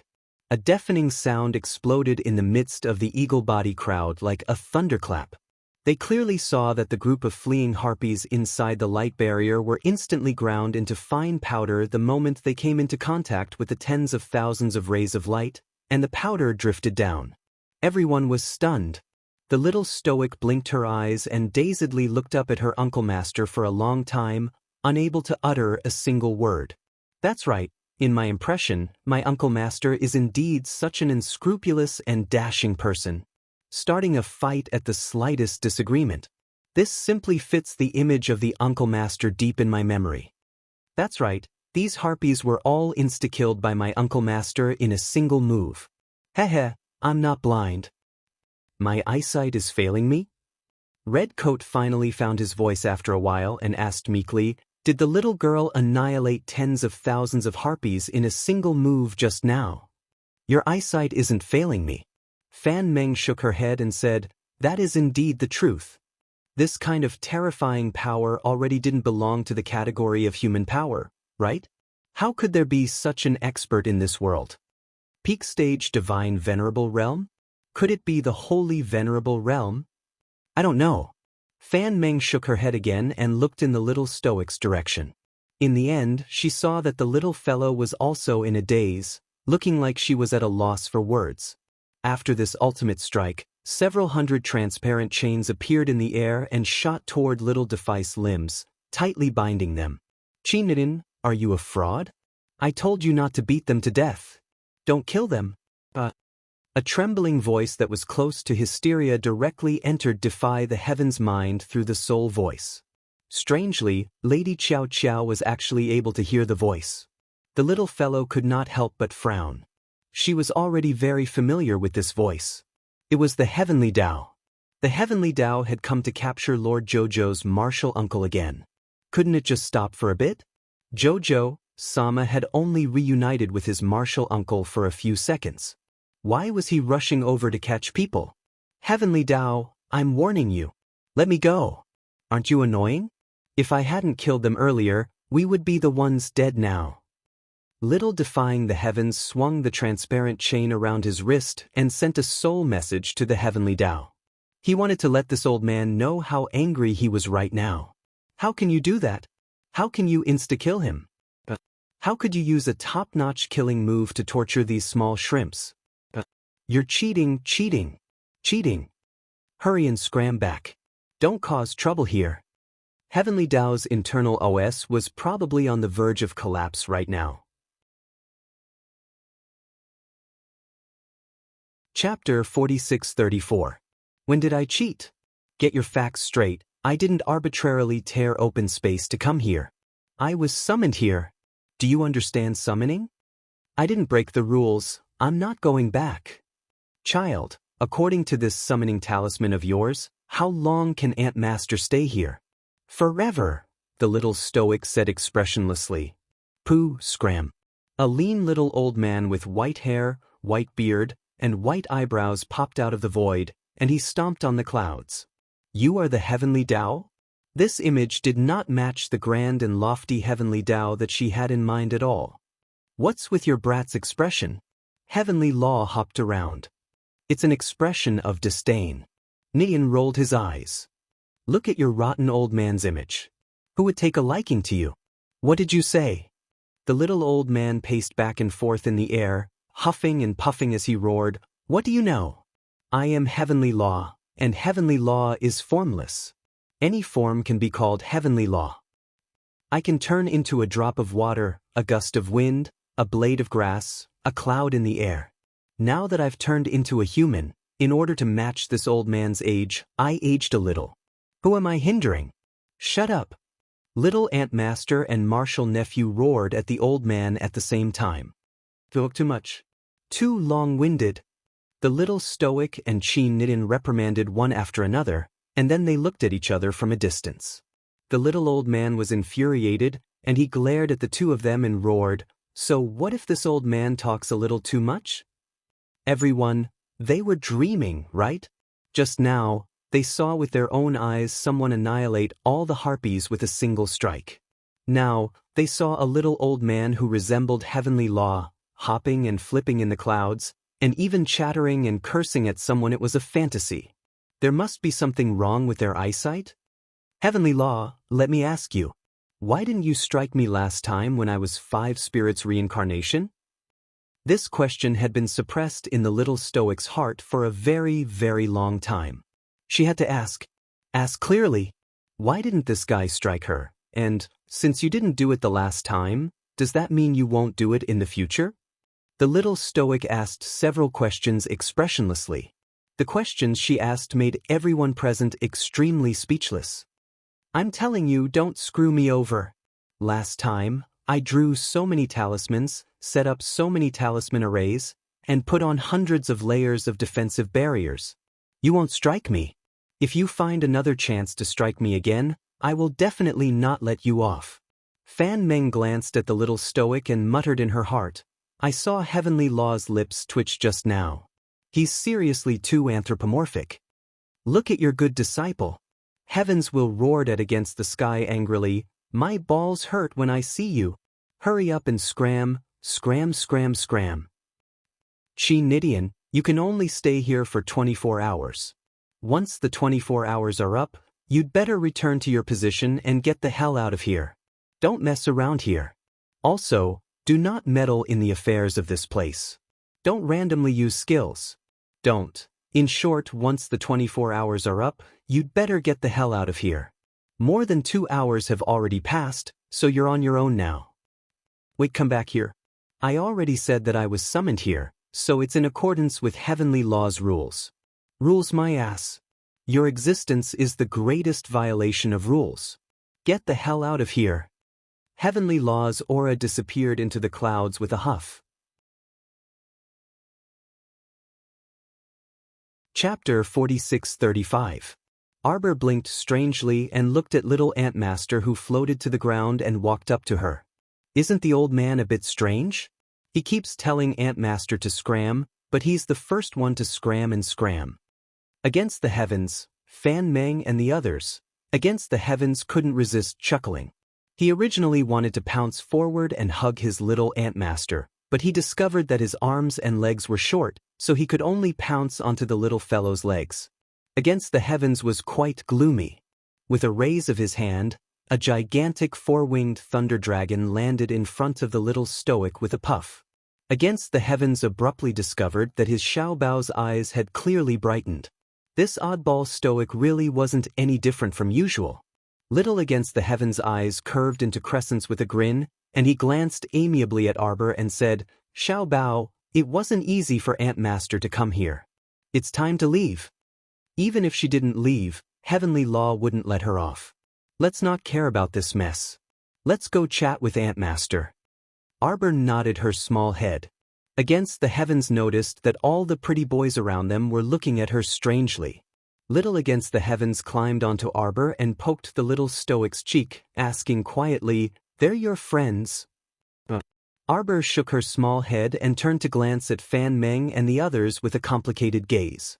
After thinking about it, she still said, Are you guys going to stop me? On the side, Lu Yi hastily shook her head and said, Of course we won't stop you. Little stoic, we actually don't have any ill intentions towards you.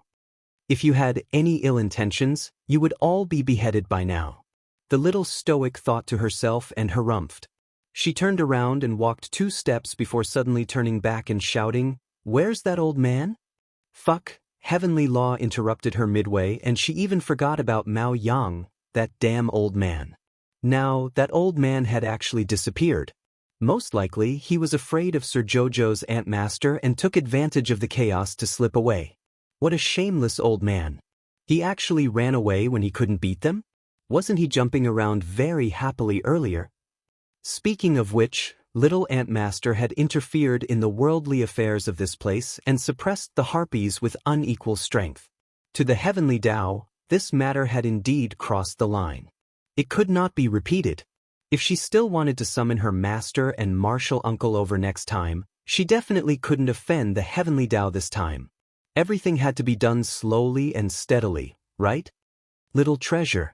Little Defiant stretched out 2 fingers and pinched the little girl's cheeks. He smiled and said, I remember that you have a blood-trace demon dragon by your side. Where is it now? His eyes were like electricity as he stared at the four-winged lightning dragon. What a ridiculous baby. That's an ancient dragon. When it grows up, it will be more powerful than all beasts in the world. It's very powerful. The little stoic expressionlessly replied with an "oh."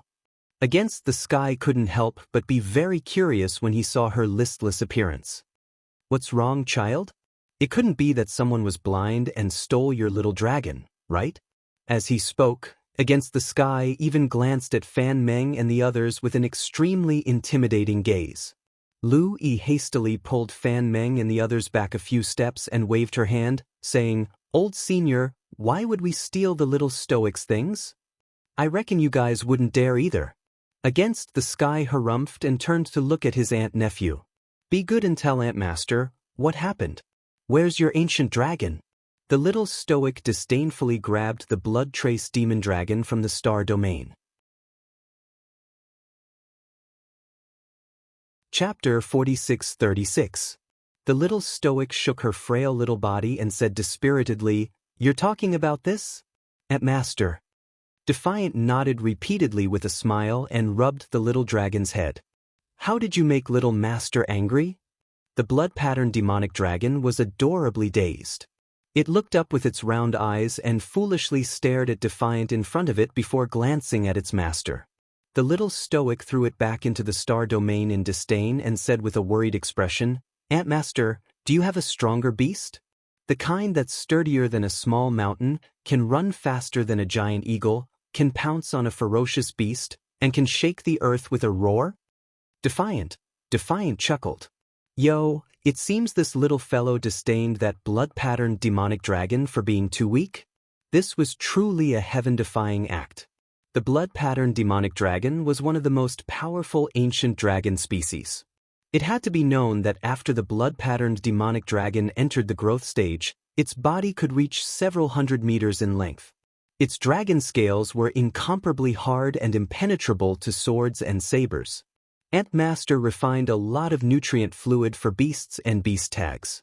It's very effective for the growth of demonic beasts with bloodlines. If you feed the blood-patterned demonic dragon a mouthful every day, it'll definitely enter the growth stage in less than 3 months.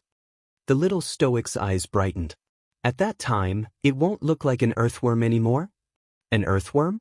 The corners of Defiant's eyes twitched uncontrollably. Looking at his Aunt Master's serious expression, he nodded in amusement. "Yes, Aunt Master, then quickly give me that nutrient fluid." The little stoic hugged her little Aunt Master and clamored. She had to make the little lousy dragon a bit stronger, a bit stronger. Defiant nodded and took off a slender bangle that glowed with a lotus-pink luster from his wrist, slipping it onto the little stoic's wrist. Patting her small hand, Defiant said, "It's all inside. The nutrient fluids taken by humans and beasts are categorized. Take a look when you take it." The little stoic's eyes brightened. Just as she was about to speak, her footsteps suddenly halted, and she took out a jade communication talisman from her sleeve.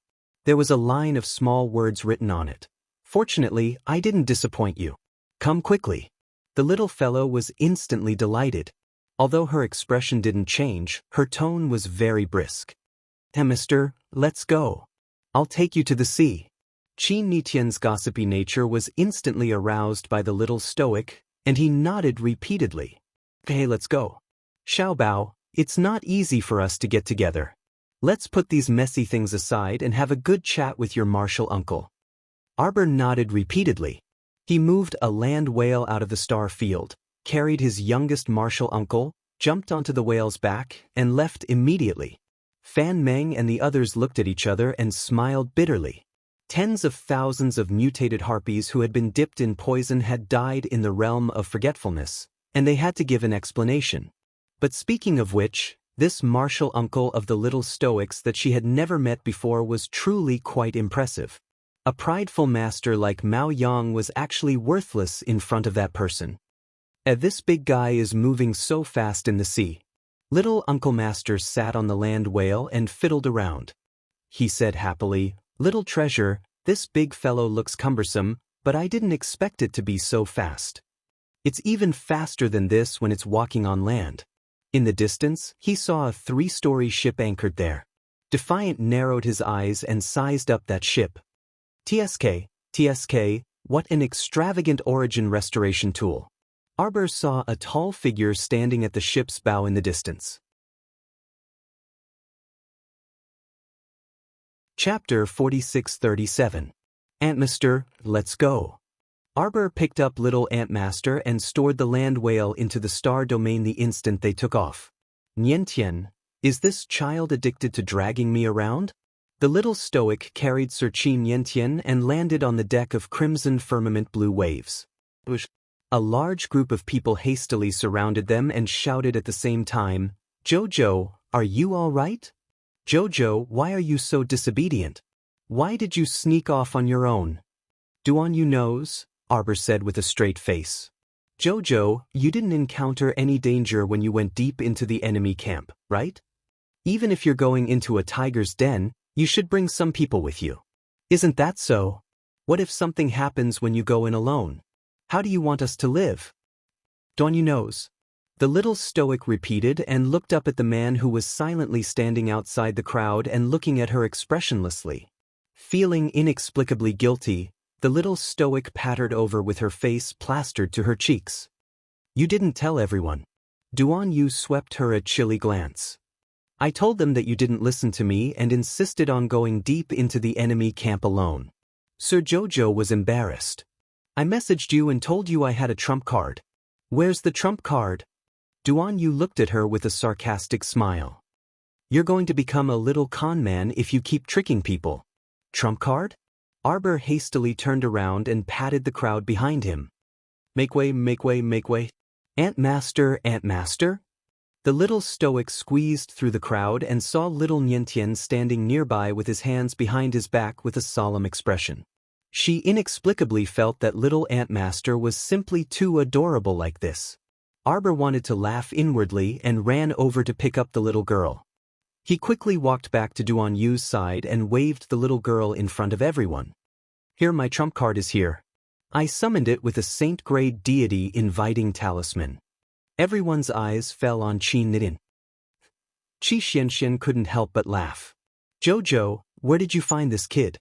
Did you pick it up from the sea?" "What do you mean I picked it up?" Arbor quickly raised his hand and patted the back of Qi Xuanxuan's hand twice. "Don't spout nonsense. This is my martial uncle. Hurry up and call him martial uncle. Don't be so rude." Everyone looked at each other in dismay. Little Antmaster sized up the group of people in front of him with a serious expression. While everyone was looking at her, she was also evaluating the strength and cultivation of these juniors. His Excellency Qi Nitin suddenly raised his small hand, and a ball of light landed on the railing beside him, making a loud sound. Everyone jumped in fright. Arbor's hands trembled as he hugged his little martial uncle. He hurriedly shouted, "Martial uncle, don't ruin it. This is my boat, don't damage it." What a sturdy hull. His Excellency Qi Nitin, who was done with his destructive experiment, quickly kicked his legs. "Child, hurry and let your martial uncle down." Everyone, why did they feel that the situation in front of them in this conversation sounded so strange and out of place? Arbor let go of his hand. His Excellency Qi Nitin landed on the ground and scampered to the railing. He jumped up and touched here and there. He thought to himself, "I used 30% of my strength just now, but it didn't even leave a scratch on this boat. It can be seen how strong this origin returning tool's defense is.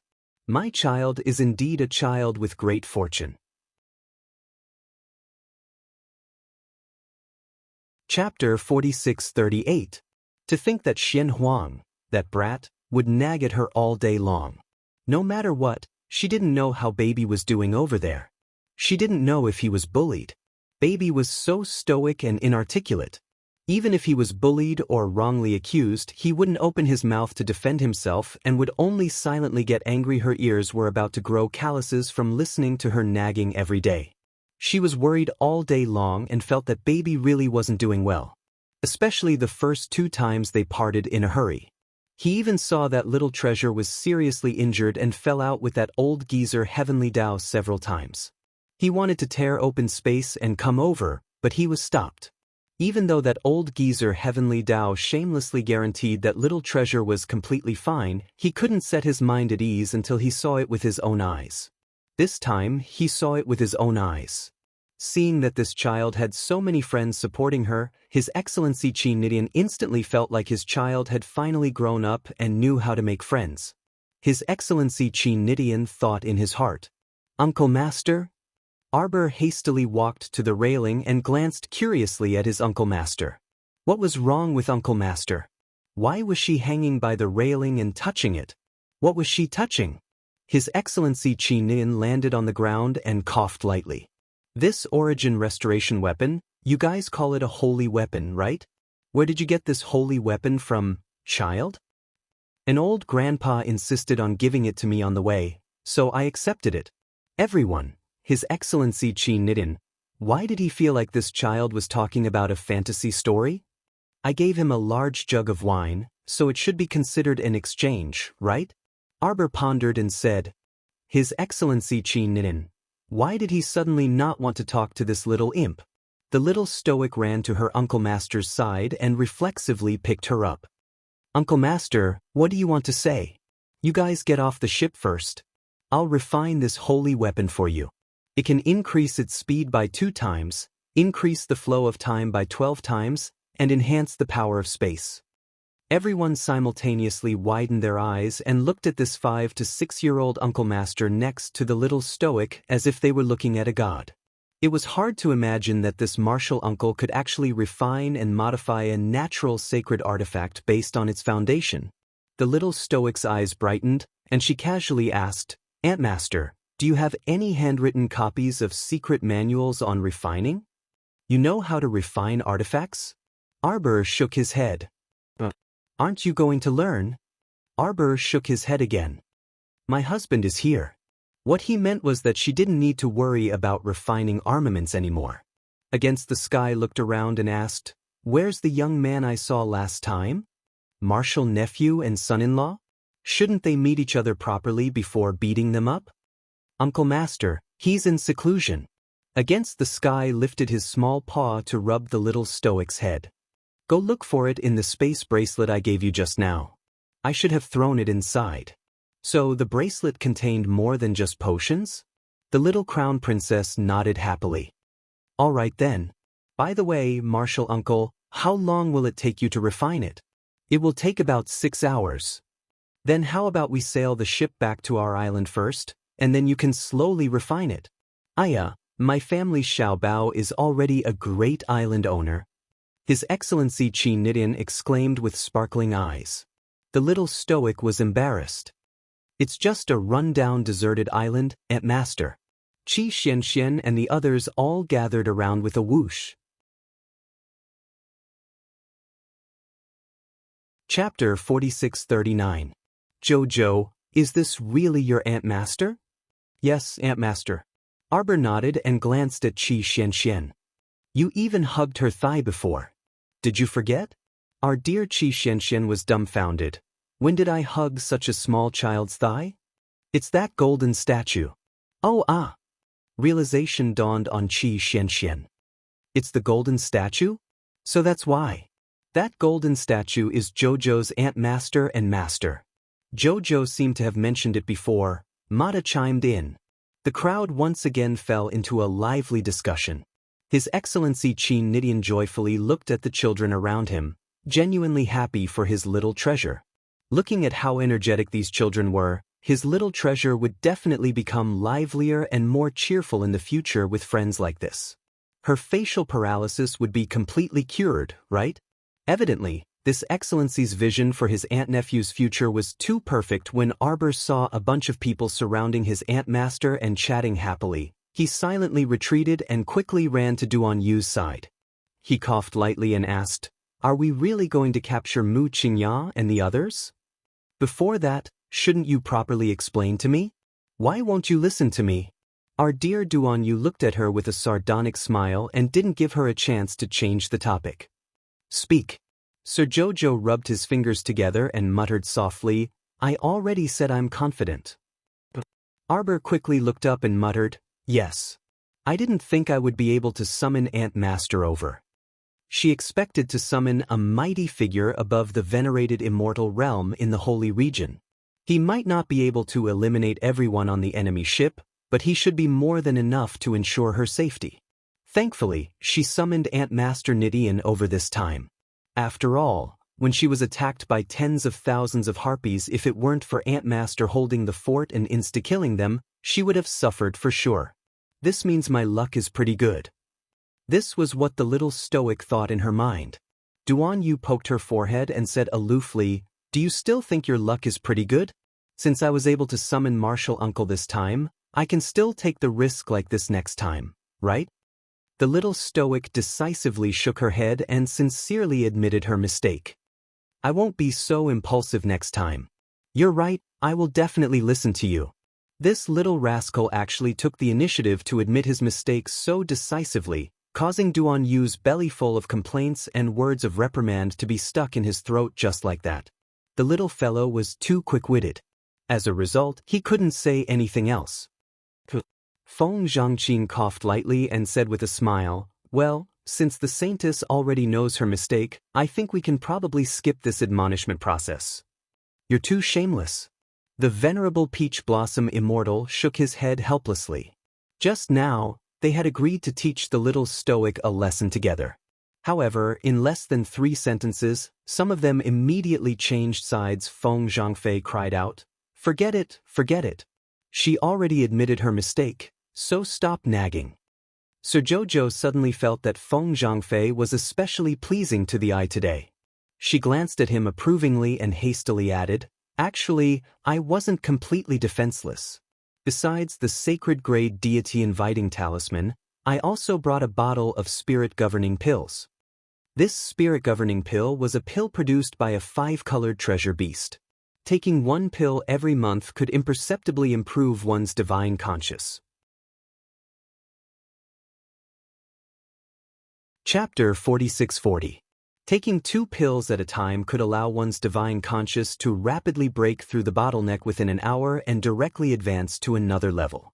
Once her divine conscious broke through to advanced rank in a short period of time, she would definitely be able to break through the old geezer's great god sealing array within a certain period of time. As long as she escaped from the great god sealing array, she would be able to enter the star domain at any time and not be controlled by anyone. So strictly speaking, she had actually made ample preparations before leaving. However, it was indeed an unexpected gain for Ant Master to annihilate tens of thousands of poisoned harpies with a single slash. Duan Yu silently glanced at her. The little stoic quickly said, "If you guys don't throw me far away when you encounter danger next time, I'll listen to you guys." Duan Yu raised his eyebrows and scoffed. This little fellow even knew how to bargain and bicker with others. "Go ahead and try." This guy swept her a glance and turned to leave after saying this.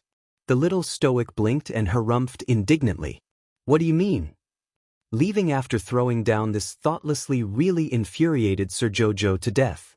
"You know what I mean," Duan Yu replied without looking back. The little stoic quickly dashed forward, but she saw him stop and turn to look at her. The light in the cabin was very dim, and a faint shadow enveloped him, making his slender figure appear somewhat hazy. If he hadn't let her go this time, did this little fellow really think she could follow Heavenly Fate's people deep into the tiger's den? In reality, Duan Yu regretted it when he secretly saw her obediently leaving with Heavenly Fate's people. If he hadn't immediately received her message, he would have followed them long ago. Why would he wait until now? "Why must I go? I don't want to beat around the bush with Mu Qingya anymore," Arbor said to Duan Yu seriously. "Sorry, I was willful this time." Duan Yu looked at her deeply and raised his hand, but he ultimately paused and withdrew it. "At your age, it's normal to be willful.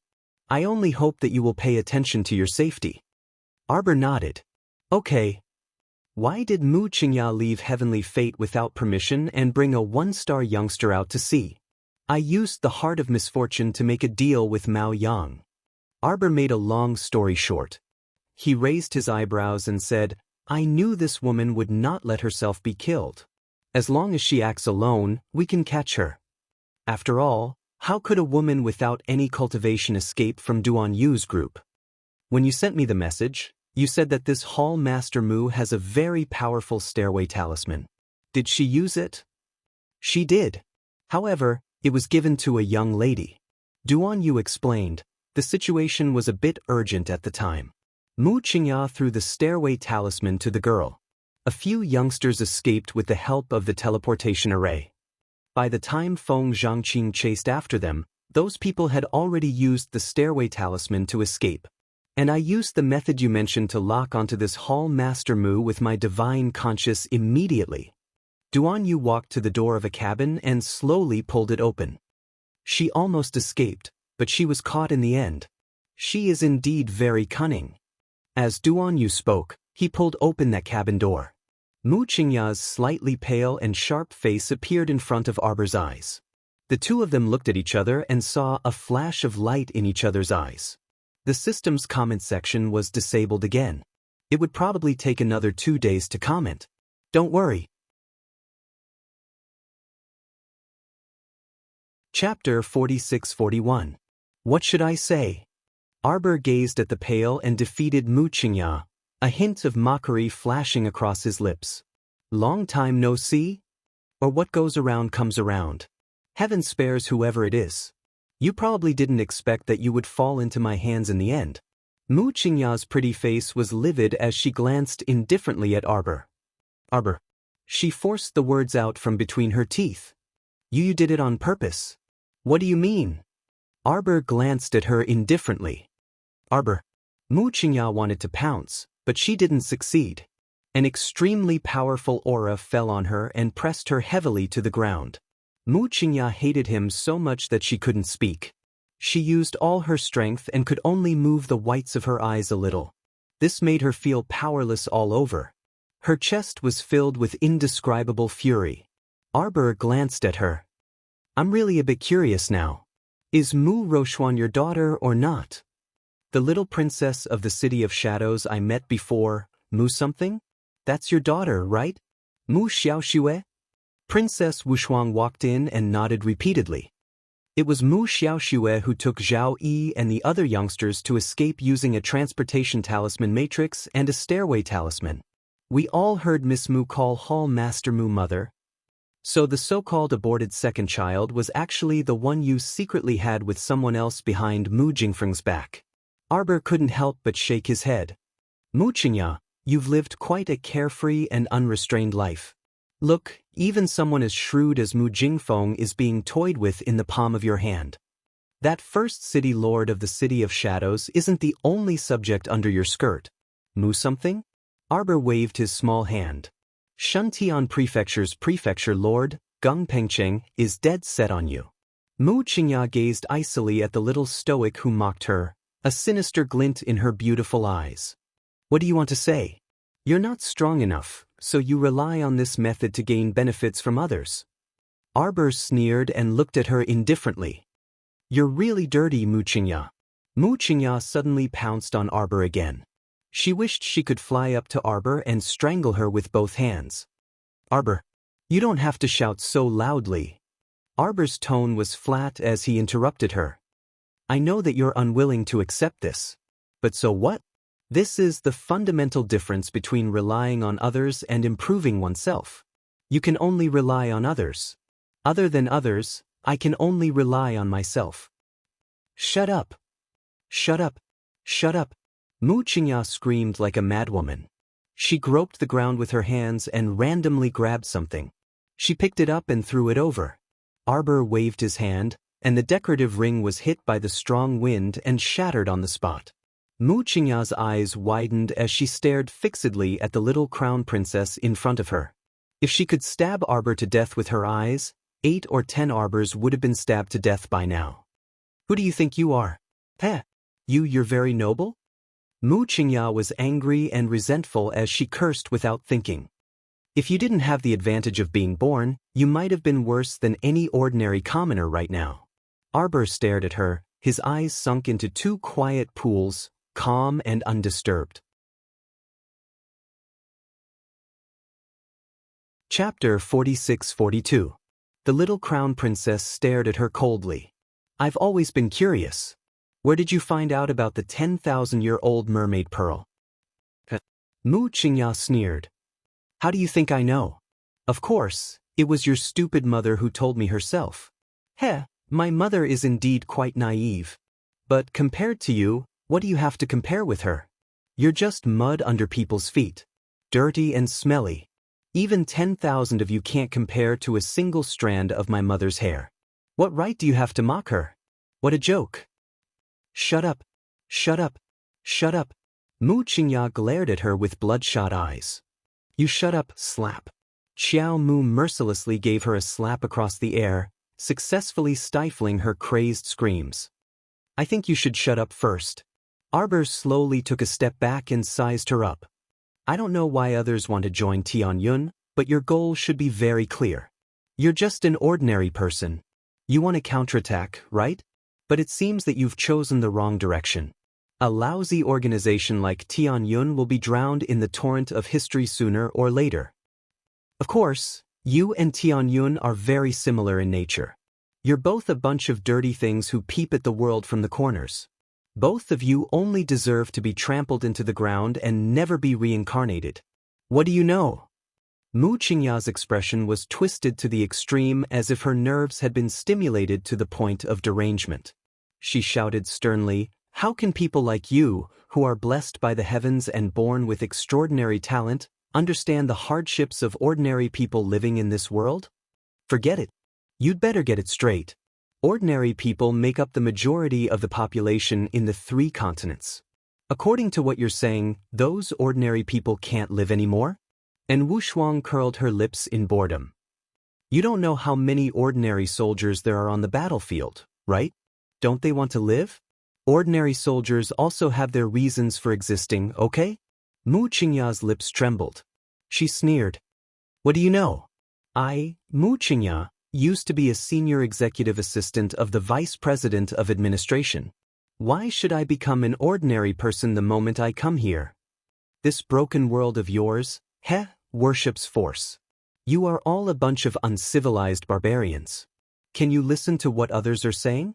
No matter what happens in the end, isn't the problem solved by force? And Wu Shuang looked back at Arbor in confusion. What did she say? What administration?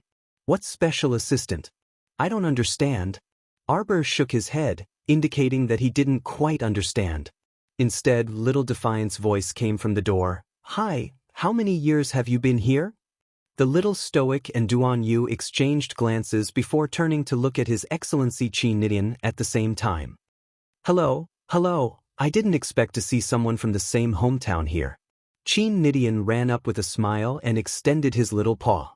The little crown princess hurriedly ran over and dragged her to her side. Martial Aunt, what are you doing? Mu Qingya stared at His Excellency Qin Nidian in astonishment. After a while, she asked him in English, You also transmigrated? Little Defiant nodded repeatedly and looked at her with a grin. Yo, if I knew it would be this exciting, I would have brought Xian Huang over to take a look together. Hey, you guys, what was it again? Little treasure, be good. Chapter 46-43. Don't keep tugging on my sleeve. Martial Uncle will ask her for you. Little Tian looked at Mu Qingya with a gossipy expression. What's the name of your boss again? Heavenly Fate. Ah, right, Heavenly Fate. He, relatives of the Tendo family? Heavenly Fate, yes, Heavenly Fate. Your boss transmigrated too? No wonder she could make such a big fuss.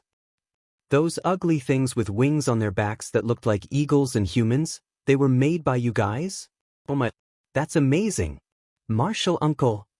The little crown princess angrily tugged at her sleeve.